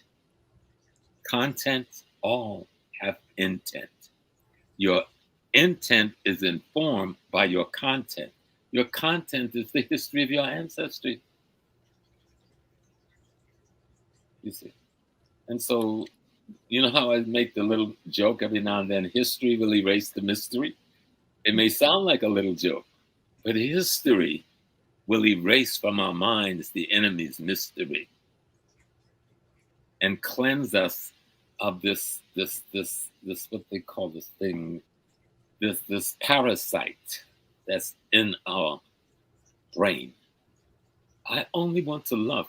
People said, where are you from? I said, I grew up in America, but I grew up in an African village, in an African family, in the swamp and the woods of South Carolina. I didn't stop being Africa. Papa, Dad didn't stop being Africa. Mama didn't stop being Africa because we were in the woods of South Carolina. We made our African village. We made our African love. We made our African thought. We had our African dreams right there, as Africans will do. Going to Haiti didn't stop us from being African. It actually allowed us to, when the challenge came, to expand our Africanness. Haiti is an example of what happens when you expand into one another. And then you expand into your ecology. Haiti did more to use the ecology as weapon than it did to use the guns of the European against our enemies to their destruction. So we've got to become Africans again. You know, where love is not a word, where love is, I recognize the essence of the divine in you because I've been taught to recognize the essence of the divine in me, and it is the same being. We are one. That's African culture 101. Over to you, Queen Èzili. I always love. Wow, that's very powerful, Prof. I always love when this living legend, and I hope all of you listening understand that Professor Small is a living legend of who and what we are at its essence. You know, there's not many people I go find. I went to find Professor Small. He'll tell you, I knocked on his door. Yes, he did. He was like, what? My wife said, who is this lady coming in my house? I don't go find many people. But then I realized that's my sister coming in my house. But he is the most beautiful, purest of hearts that I know. Yes. And I said to Ekuru, I'm meeting you. I'm gonna bring the big guns here. I'm gonna introduce you to our heart, to who we are. We didn't have weapons. and you didn't. Yes, I did. I don't introduce everybody to Professor Small. But Professor Small is just like my heart. I love him so much. I love what he stands for. I love the history behind Professor Small. And the fight, especially now in this space and time where everyone is collaborating with injustice, where everyone wants to play this game of proprietary, right? So when I come in, you know, I shock their system, right? It's like, well, you know, why isn't she wearing fake hair and all that other stuff? I just shock their system, right? Because there's nothing that I love more than my culture. There's nothing more than I love than my Black people. And there's nothing more that I love more than to say my job, I came here, is to liberate the Black woman's child. Oh yeah, we're here. And in Haiti right now, there are many Èzili Dantòs, right? That's an archetype of the warrior mother. Just like in Dahomey, you had the Minos, warrior mothers who took up arms in Dahomey, right? Or in the Congo, the descendant of Queen Nzenga, who actually, when she was looking around trying to figure out, how do I stop this parasite from taking my children and using them as their, I don't want to say that, but yes, I always say it, you know, just using us and any ill way that they wanted. So she said, are they rational? Why is bling so important to them? Why is gold so much more important than a child? Like, I think we're an ancient people and we just didn't understand that. And to this day, I meet Black people who have this cognitive dissonance because of what they have been taught about the Neanderthal and what the reality is. You see, there's an energy behind him. And for whatever reason, his avatar sometimes can't see that energy. But we have the results in the Congo of Leopold. We have the results right now in the Congo of 6 million dead since 1996. Yes. And we make as if it's not happening. We have the results of the 60s movement in America, and young men who were 16, 17, spending their life in prison because of COINTELPRO. They're 65 now. And the integrated Negroes in America, with all their education and all their proprietary, make as if that didn't happen. That Mumia is still not in jail. Yes. They want to tell you about the Kenyan president,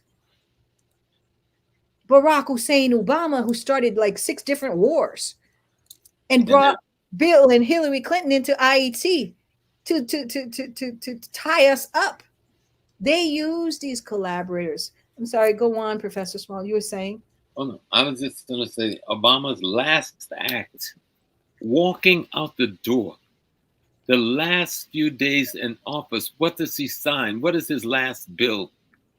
He signed a document authorizing American military to bomb and to enter Somalia. His last act. That's just go out of our That's way. what they use their Negroes for. You understand? And that was the last time I voted. I was done after that. I when I voted for Obama, I did it for Sally Hemings. And I say that to everybody. Right? Jefferson, who did supposedly the U.S. Declaration of Independence, Act of Independence, was daily being the pedophile with Sally Hemings. A young African. A young African who was the sister of his wife. He started raping her since she was 14, but he was writing the law that the U.S. is based on today. So what they say and who they are 2 different things, African, and it's time for you to understand that.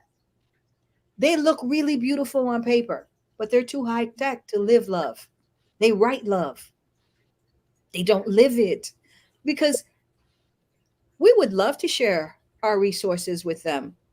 What are we going to do with all that oil or gold or whatever? You can't feed it to a child. The Congo would have loved to sit down with these people, but they would rather enslave you, cut your hand, create all kinds of chaos, murder your president, than be human.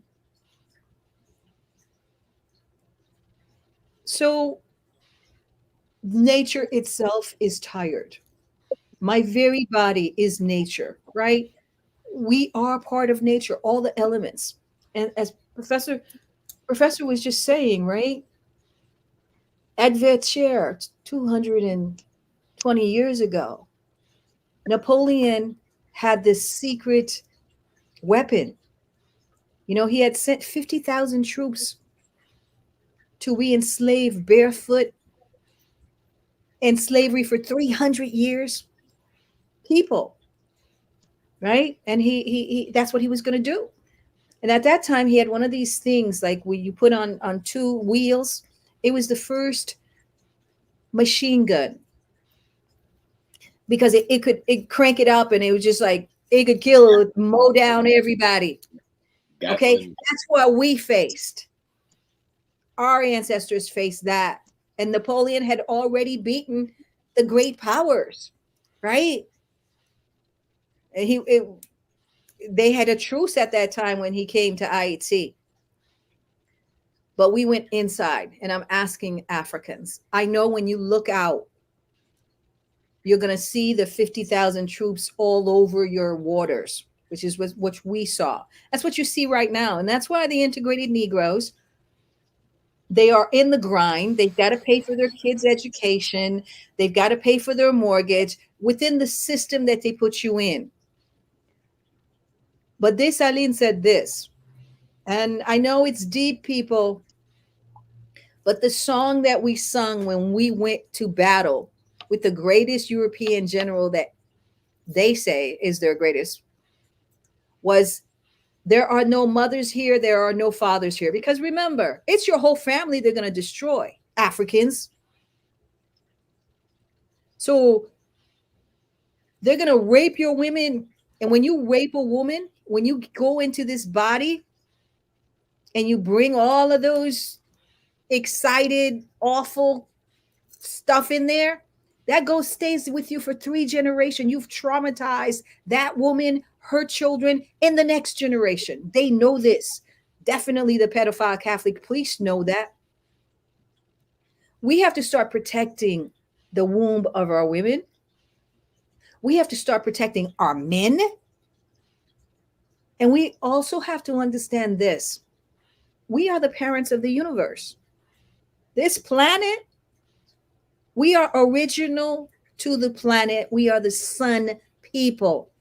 The Neanderthal don't even know where he came from. He's saying 6,000 to 12,000 years ago, and he's taking Ethiopia and other people's books to write himself in. And you are sitting around bowing to a person that actually requires you to help to civilize them. Right? Like, I walk into a room and I tell them all, listen, okay, if you're running around with your white savior, no, that was a child when my grand millions of years ago. We didn't come from no, whatever they say, ape. Really? I'm a Black woman telling you that if you didn't know, right? There is a rock in Hayti called Wash Alena. Mark it down. It's carbon dated between 35 to 100 million years ago. We're writing in it from sentient beings. Just like the European takes your Africa and makes it look smaller than Europe, or when Africa is 5 times all of that. You have been educated to be small. And it's time. Honestly, I'm exhausted with you Africans trying to be small. I'm exhausted you wanting their little bling or the hedonism that he is so into, right? Because when you're not spiritual, when you're not connected to the elements of the universe, when all you want to do is to hoard and to dominate and dominate and dominate, it means you have really no internal power. So let's understand that, Africans. So with whatever tiny little resources that I have on this realm, I want to support Dr. Aukot and men like that. I'm looking for Ogu, Black man. Where the hell are you? Polygamy. Please. Please. You can't handle one. With the history. But listen. Go ahead, Doc. But Èzili. Sorry. So I think listening to both Prof and my sister Èzili and just the last contribution, I think one of the conversation rise Africans. And I stand corrected now by Prof. Let's talk about being Africans, being Black people. The political leadership does for the longest time. And I think as many of us as possible really need to get involved in politics and to be able to clean up. That's because our politics only attracts that the imperialists, the neo-colonialists actually use to justify the fact that we Black people or we Africans are just primitive, are like the worst.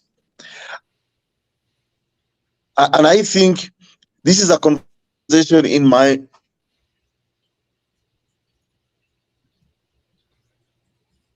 view that really we must sustain. Who is the leadership in our respective societies who claims that he's a PhD holder in botany, meaning therefore he has capacity to have done some research, some level of the way in which he does things, but look at the way he's being manipulated. And because it's a symbol of the Kenyan nation today, the Republic of Kenya, so the rest of us are lumped together in it to be seen in the that I keep on challenging my contemporaries. I'm not going to be a curious onlooker anymore or going forward. I am going to get involved. I'm going to ask questions. I'm going to question. And like I say, I'm not very old, but neither am I very young. But for the few years that I still have on this earth, I'm not going to sit back and just watch our society, our people being abused, being used because of some cheap politics. We have to get involved. And I agree so much. It's the way we organized ourselves before we met them. We controlled the economic, politics, culture, and the spiritual world in which we live. And each generation we created it. And the science by which it was created, we call that culture. Okay? African culture. And so when I say, even speaking in his language, I'm paying homage to his ancestors. And his ancestors is my murderer, my mother's rapist, my sister's rapist. And so when I says, I want to be equal to you, I'm saying I want to be equal to a murderer, a genocider, a rapist, a pedophile. Do we understand that's what we are saying? That I have to struggle, right, to think in an African language that I can't even speak. But I found the language in my head and I can think in it, though. I cannot speak it. And many times when I go to different countries, believe it or not, I can hear it, though I cannot speak it. Because their language is antithetical. Is that the word? They got these big words. I'm not good for these words. Their language is an enemy to African human construct. The very language, the formulation, the etymology of the words to describe the things in nature is anti-human. And it damages our ability to be human. That's why so many can sit by and watch the babies and the ladies by the thousands die in Palestine and thinking they have to make some, like there's some choice to make on who you support. I can remember being on the slave ship. I can remember it. I feel it. I dream it. I cry. I sit here in this shrine sometimes and just think of those experiences on the plantations and on the ship and being marched, and I cry because I hurt. Because that was me. That wasn't my, when I say ancestors, that wasn't somebody else. That was me at that time. This is me at this time, trying to reclaim myself. So I understood me from that time, so I can determine what to do with the me in this time to change the contradiction I find myself in. I hope that wasn't complicated. No, it's so true. that connection to the ancestors, you always bring it. You always bring it, and you always make it so clear and simple. You know, because they look at us like I mean, you know, the hero of that battle, that final Vertier battle. One of the things when I was studying to do the teaching this last Saturday, it struck me what he said, you know, Capois la mort, Francois Capois. He was the guy that just like was running into the cannons.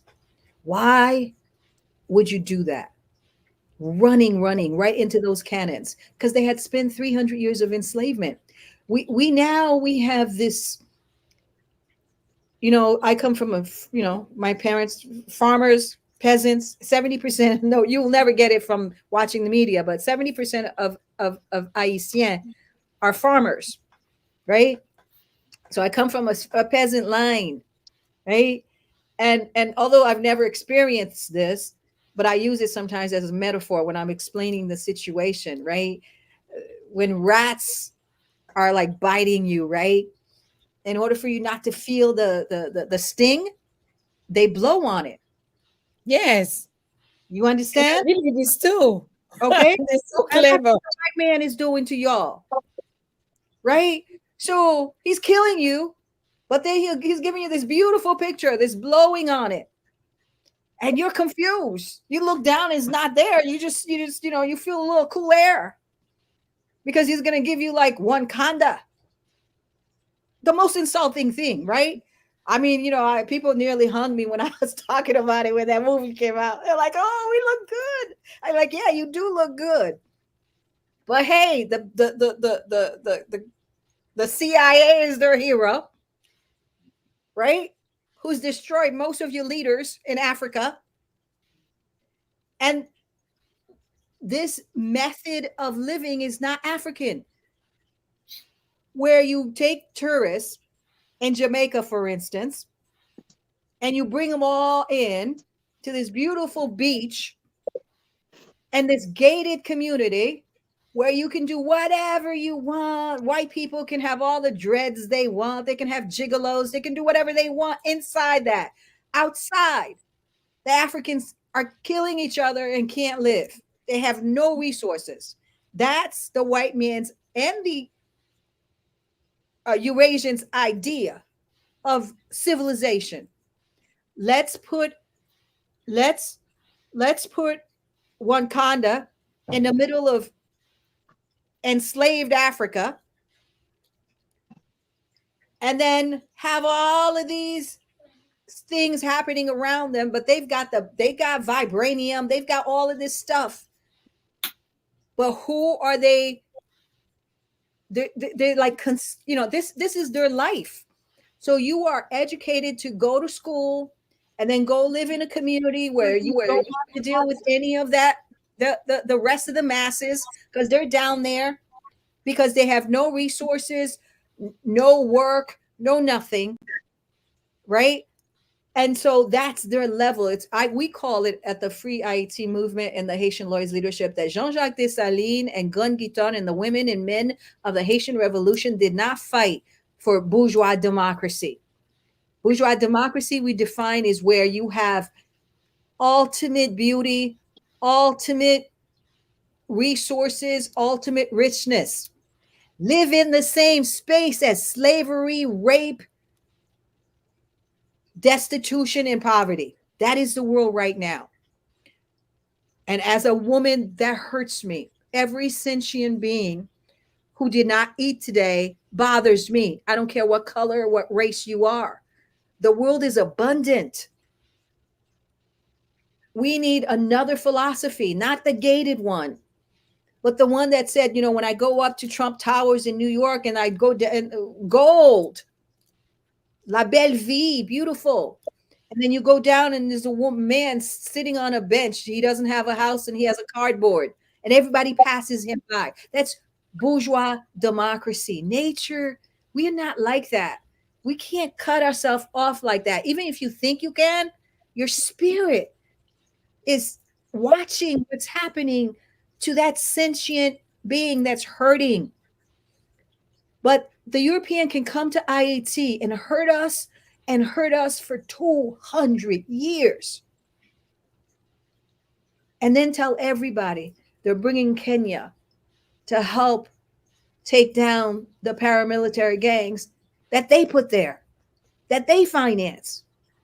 They play this hero villain thing. And I'm asking Africans to remember you are parent of the universe. Every sentient being matters, but especially your children. Your people matter. And bourgeois democracy is not what we want in the world. It is not good to go to school and go live on the hill where everybody else is living, barely making it. Our world, our desire as spirit is that the world is abundant and we can share. That's what Laku is about, Combit is about. We didn't understand that when the Neanderthal and the Arabs first, 1,200 years of Arab slavery, we can't, now they have Arabs in African countries because they know they have that spirit. Africans, we have to sit up and decide, do we want a humane world where everyone gets to have some minimum, as opposed to living in Wakanda and letting the poor just die, or the impoverished just be impoverished so that they can be used? Like Ruto, I feel sorry for the collaborators, right? Like something is wrong with that man, but he doesn't see it. But there is a place for him too. I know people think that's controversial, but I always come back to where I come from, right? The Haitian Revolution.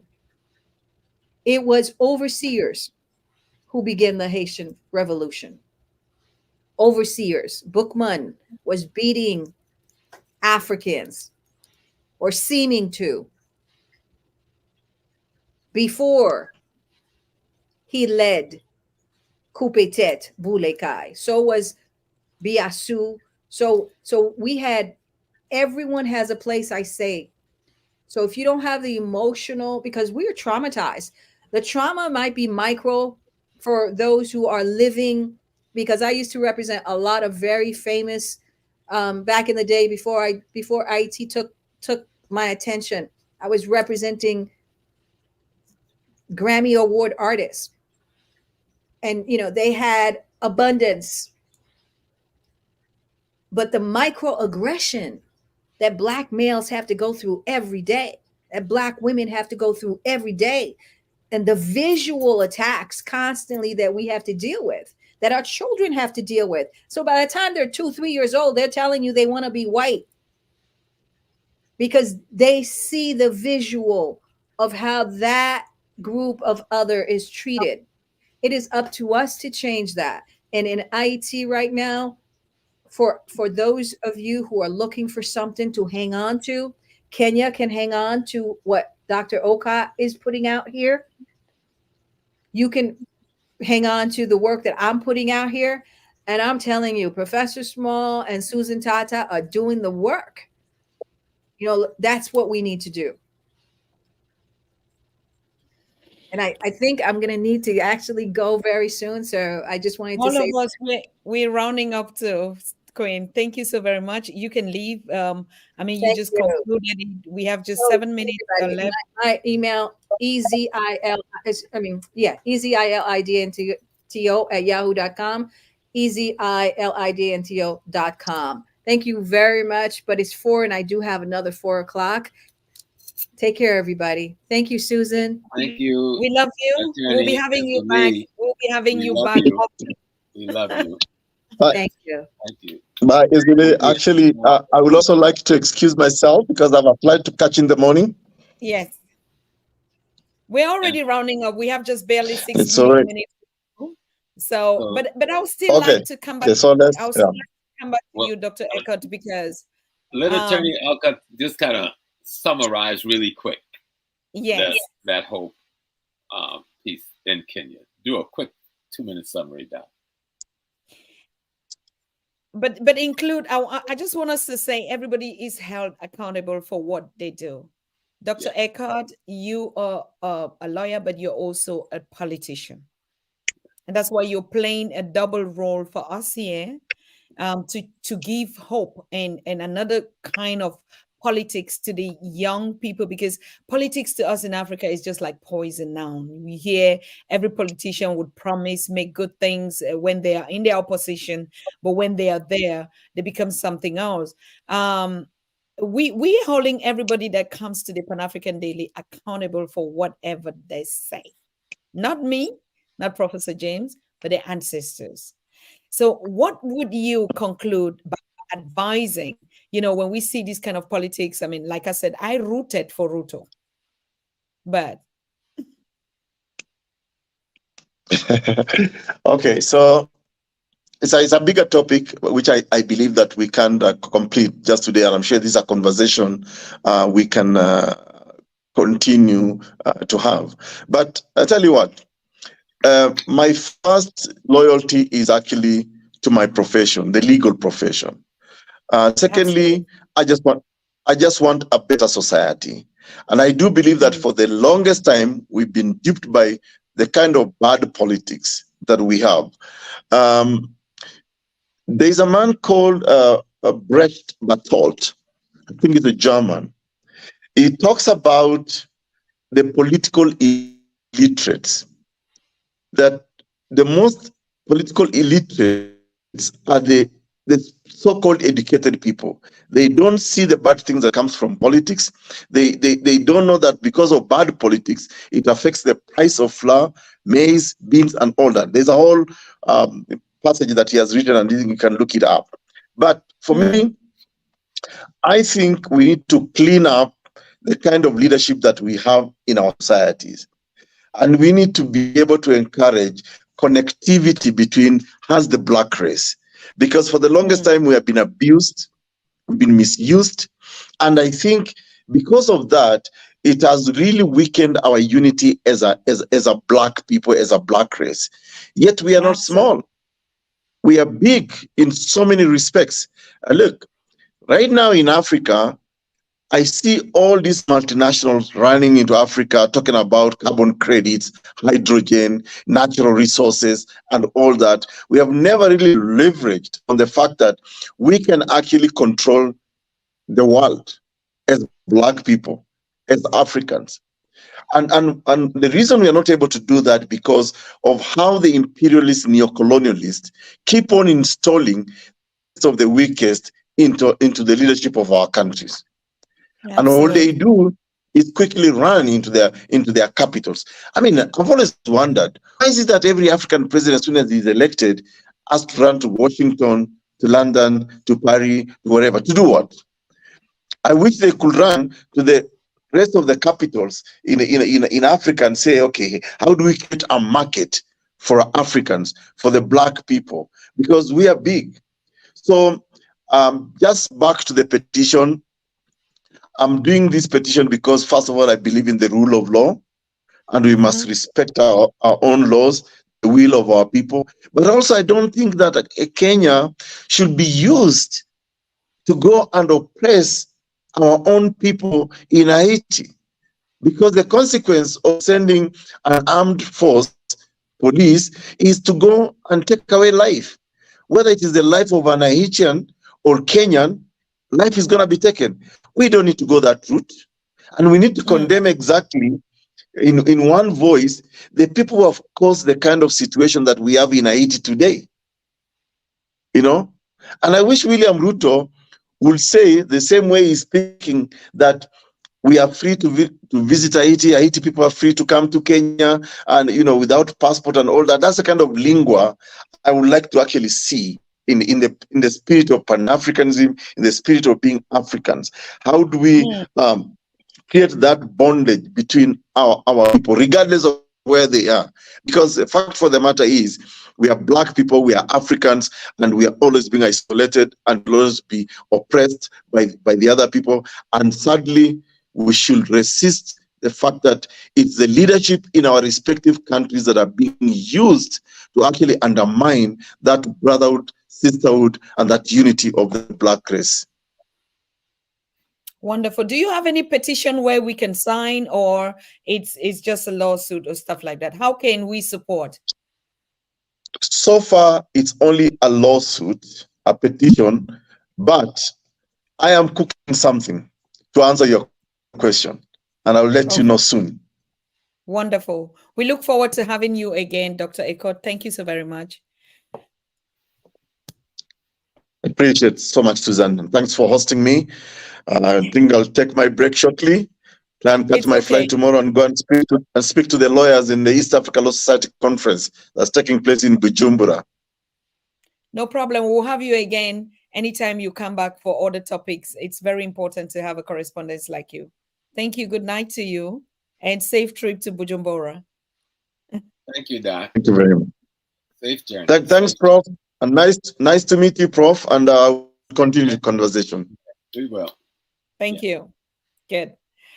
Super. And now we are here with the organizer, with the person that has brought, with Professor James Small, that put all this whole show together. We want to celebrate you, Prof, because, you know, I wouldn't have ever, we saw it, we were all confused. We didn't know who to talk to, who is the right person. I didn't even know about the lawsuit until you called me last night to talk about it. And today it's already happening. Our sister Èzili has been on the show here when we started, the Pan-African Daily, and she's been the voice for Hayti and Professor Baina Bello. These are the two, and now the more often now that would. But you just wrap this whole thing within a couple of us and say, hey, look, Susan, this is one is going up and we'll be on the show. And I was like, yeah, okay. And today is happening. Prof, thank you so much. We can't thank you enough. We're blessed to have you and Pan-African Daily TV.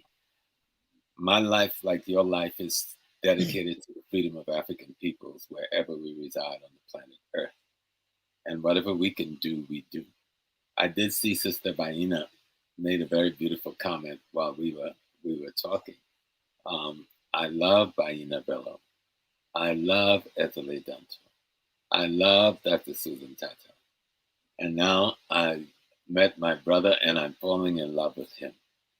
We have to, and he was explaining the politics.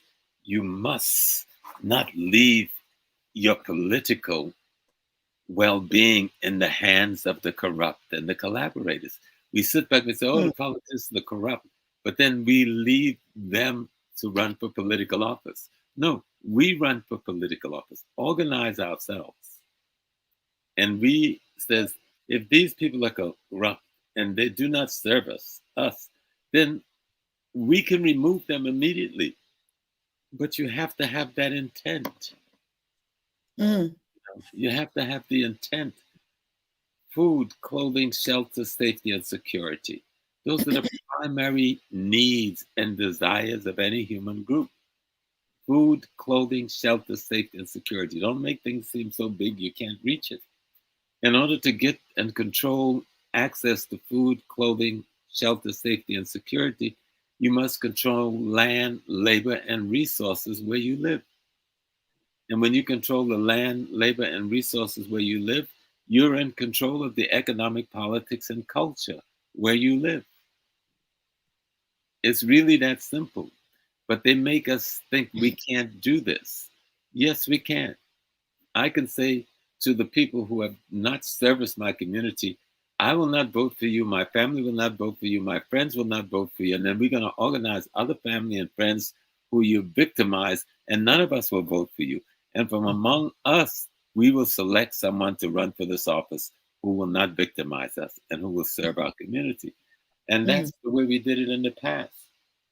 But you cannot have someone else's religious system controlling your thought construct, because it is designed to protect them and their interests from you. Let me say that again. When you have someone else's philosophy, someone else's ideology, someone else's religion, and they're exploiting you, practicing genocide on you, and they're using all of those things to construct their thought, if you use those things, then guess what? You will exploit yourself, practice genocide on yourself, and condone exploitation and genocide on yourself, because their system tells you that is what is appropriate. So thank you very much, Prof. yeah. So personally, how are you? I mean, we're so happy to see you today, and like always top fit and like, yeah. I am. I still have one medical procedure that I'll do next week on Tuesday, and if that goes all well, and I'm sure my ancestors will let it all go well, then the problem that has plagued me for 35 years, we might finally have it resolved with my prostate. Then I've spoken about it so people can understand, no, we got to take care of our health. If we don't take care of our health, our spirits don't have a decent house to live in. Our spirit lives in these bodies. The body is the house of the spirit and the soul. If you want your spirit and your soul and your relationship to God, the divine, to be healthy, you got to give them a residence that's healthy. And that means we've got to study and understand what is the best way to eat, what is the best way to prepare food, what is the best way to even have sex, what is the best way to love our woman, or the woman to love her man. We have to understand these things our ancestors did and did well. Our enemy have introduced his perverted way of doing these things, and we even have sex and hurt each other instead of helping each other to be healthier. So we need to learn all these things. We need to learn what food we should eat, what food we should not eat. Why would we have all the canned foods that's been in a can for 20 years shipped from Europe and America to our countries when we can go in the backyard with a hoe or a stick and plant the most healthy foods in the world that we can pick and wash and clean and eat every day? But someone has conditioned us to take what's in the glass jar, what's in the tin can, that's been in a warehouse in Washington for 20 years and cut it open and eat it and say we are nourishing ourselves. And the good bush outside of our house just grow and die if the animals don't eat it. And we don't even see how beautiful and healthy it is. So, Thank you, Prof. Just like my brother said, it is going to be well with you. Everything would go well. Your ancestors, of course. They got this. They know I put myself completely in their hands. Yes. I served in the U.S. Navy, right? In the military. And I lived on the Atlantic Ocean for 24 months on a battleship, a destroyer battleship, destroyer leader. I still cannot swim a stroke.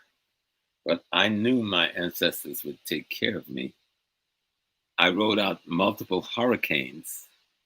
I worked on the decks every night with the water splashing up, and you cannot drink the Atlantic Ocean. But I never worried. And they took care of me.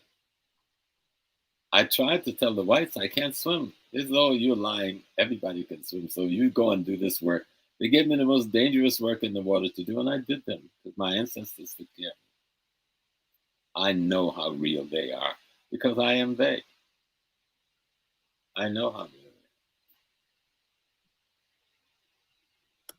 they are. Thank you, Prof. Wow. So I think we should be wrapping up. Leave us with a word of your magic word that just going to put us to sleep. Those that are at work, put a joy and some sunshine and some pepper. Yes. To thank Susan Tatah, to thank Dr. Tatah, to have Pan-African Daily TV so that this platform could be used in the manner that we were trying to use it today to inform our people. So Susan, just thank you. And that you could be called the yes today and says this issue is alive in our community and we have to talk to our people about it. And you are able to put it together and allow for the tens of thousands who have heard us. And in the next few weeks, maybe the millions who will hear us and hear the story of what's going on in the courts in Kenya and what's going on in the courts in Haiti, and to see what is really the appropriate thing. We've given you a lot of data, a lot of information, but you allowed us. So we love you dearly, and we thank you for the opportunity for just being the African woman that you are, the African queen, the African sister, the African mother, the African daughter that Susan Tatah have been. And we know it's not easy. even though you wear it well, we know it's not easy. So we thank you. We thank you because we love you. Love you too. Love you. Love our community here so much. And we just like all our speakers have said, there's an African thing that in the village I grew up knowing that even when brothers will come together, there always would be a fight before they come together. I just believe also that it's not only really, yes, the negative intentions are there, but that our ancestors will transform everything. And the people on the continent will really have a clear history now about IT through all these narratives that we're doing, because it's always been about the continent. And we also have to dig into our different communities to actually see and appreciate the work of our people there. I think that's a very good education for our people on the continent. Like when the Kenyans rose up, they were like, or when Julius Malema spoke about IT. And imagine when these conversations will be coming up on the continent. So we just believe that our ancestors can still use Ruto in this way to open up the bridge and get us together. But probably we'll start with these small fights and stuff. And he uses our brother Ekuru, our sister Dantò, and you as a backbone and a spiritual African spirituality guardian and teacher, mentor. And me, I'm just facilitating, but I see it always from both ends, like everything that our ancestors are doing right now to us can only be for our good. So we hope, like in the village, we said you put a trap and the thief would come to steal.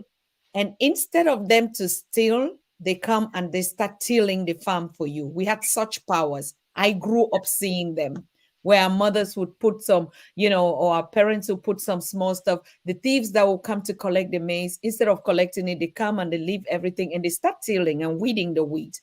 So we also believing that Haitians, or whatever decisions will come there, whatever the meetings would be, they would just meet again and get to discover each other. And like, wow, we thought the Haitians were maybe some other kind of creatures, but they are brothers and sisters. They can intermarry, they can create relationships out there, and something good would happen. Something is happening that is good for the African. Yes, and we beg people to study, read up on Haiti, read about Haiti, and we can Google anything now.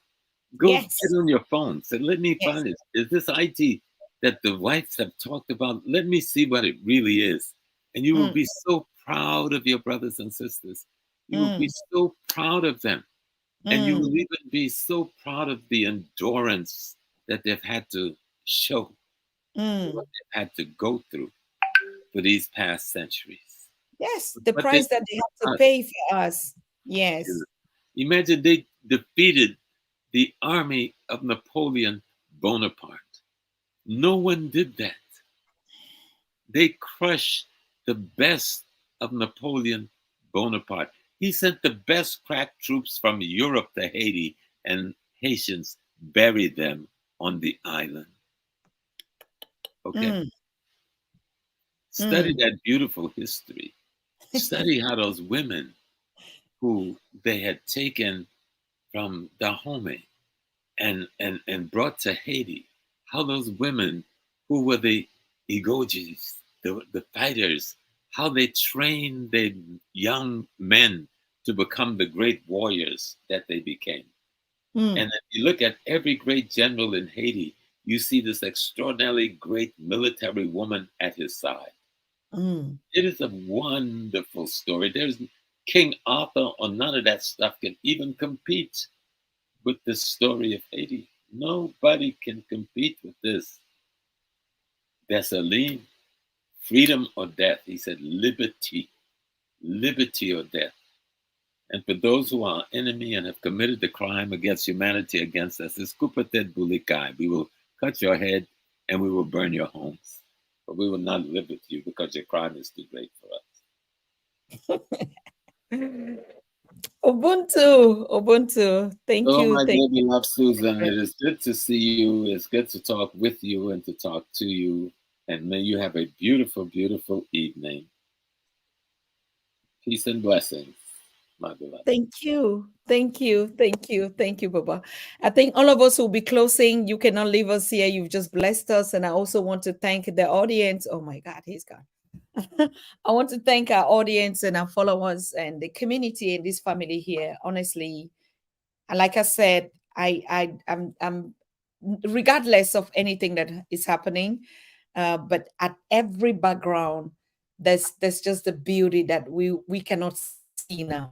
We just still in it, and there won't be any us killing each other again, in the small ways. And so if you can see somebody that is masking and sending you ahead, you already just understand how powerless the whole system is cracking down. There's no system that is built on hate, on killings and murder that lasts forever. Never.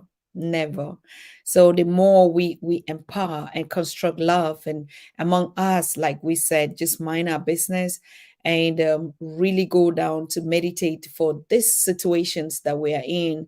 We said it a couple of times, use our real powers as African mind to be able to send out just positive energy, positive thought, even on the processes that are going on. But like I said, for me, it is the beginning of that unity that we're looking at. How it's going to come, none of us would have known that it could come through this. How come? That's why I keep asking. Kenya, 1,000 out there. It's and honestly, these are things we never heard on the continent. Me too. If I wasn't chosen on this journey, I never knew that my African-American siblings, we were attached like that, or in the Caribbean. We're not talking today as if we're some supernatural beings, or that we know everything, or that we're just so good, or that because I'm sitting here, I'm now, a kind of a goddess or what. No, we're being put here on this journey, and we've been given also our own experiences that we've gone through, and we were all once ignorant. We were all the same like that.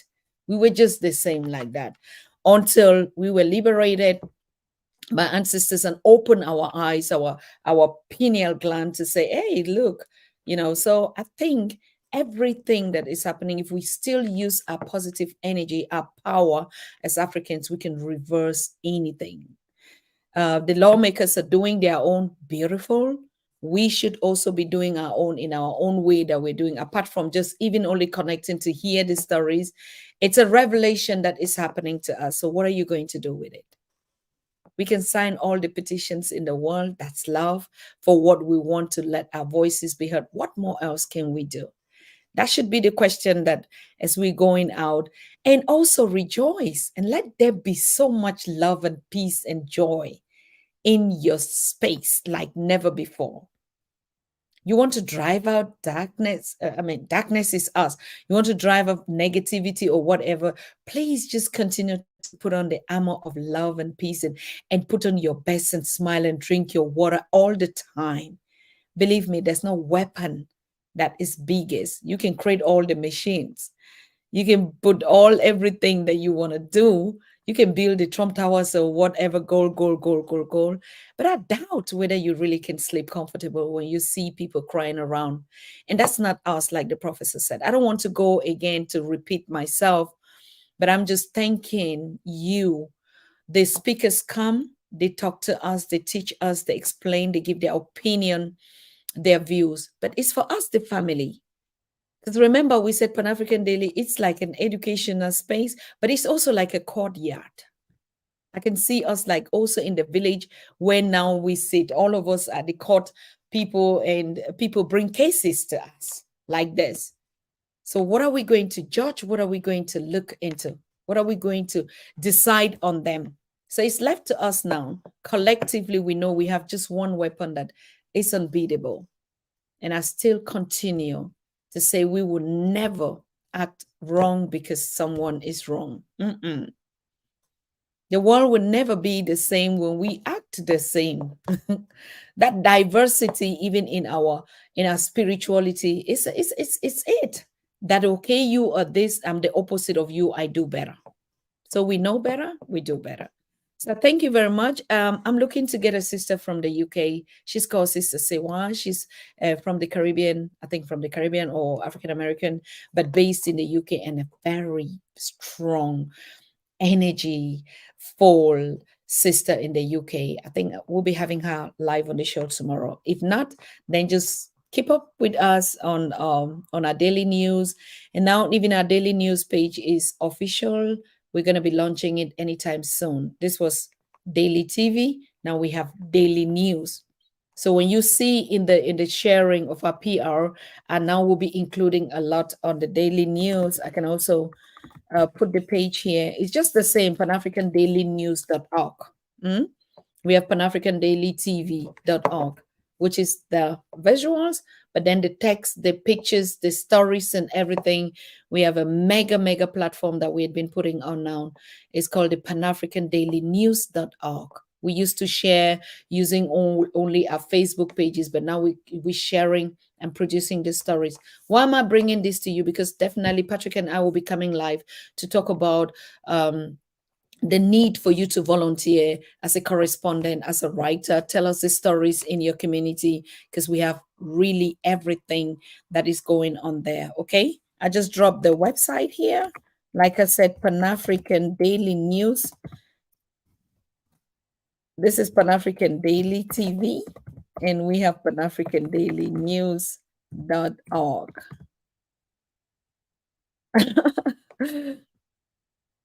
panafricandailynews.org. Yes, check it out, and it's very interesting.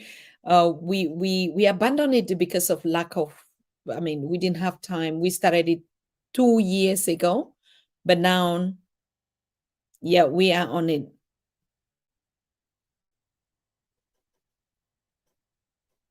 What is it saying?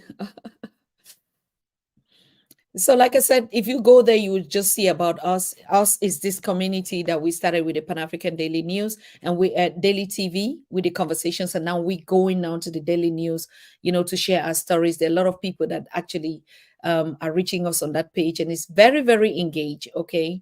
There are people we can have them live. So we need you to send us your stories from the diaspora, from the continent. You just see the topics there are all our topics, our spirituality, our food, our travels, our economy, our politics, our culture, our diasporas, and the continentals, all our unity, everything, profiling. So, yep, just take a look, and you can give us a feedback how we can do even much better. So thank you. And I would just also say good night to you. Sleep well, drink a lot of water, and laugh a lot, and just put some music and dance. Oh my God. Let me end it up with our unity song right here. Professor James loves it when they came in and I was playing like, what is that? What is playing? Oh. Woo.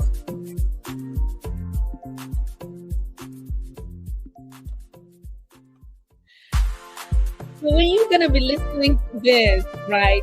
Every time. SUV Èzili pona pomoko mpe Èzili bosolo na biso.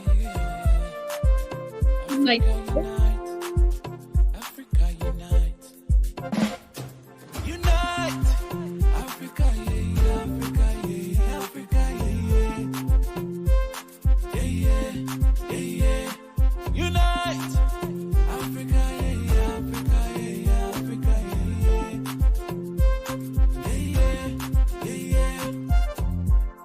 No matter where you come from, no matter where you are, no matter what you are, no matter who you are, as long as you're a black man, you're an African, you're my friend.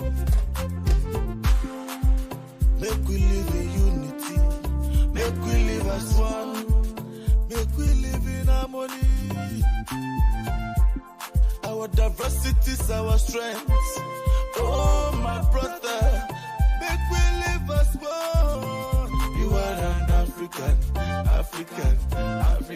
yeah. You are an African. Unite.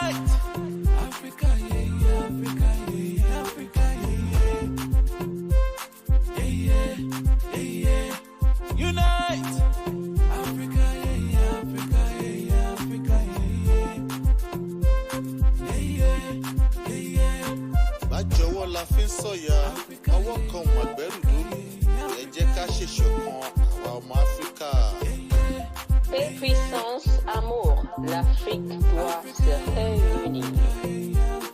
ACUP yapania umoja, kwa kuwa umoja ndio uyakinifu.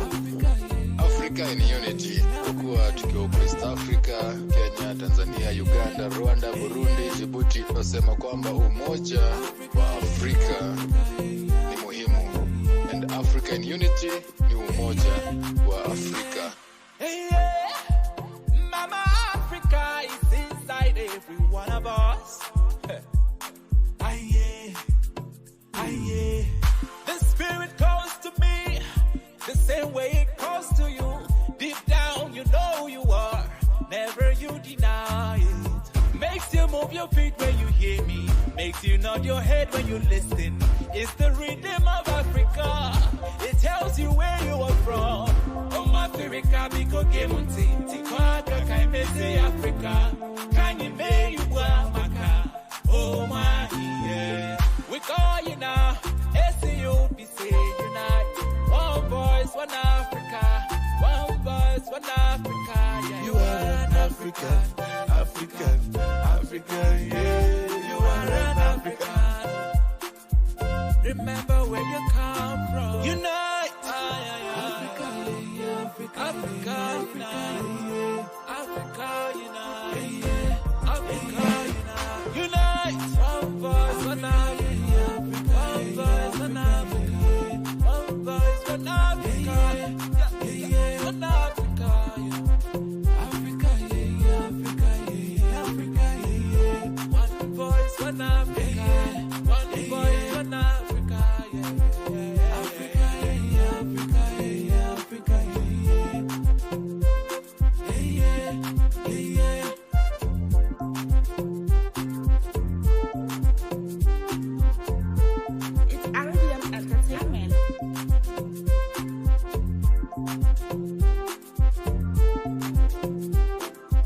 Attyn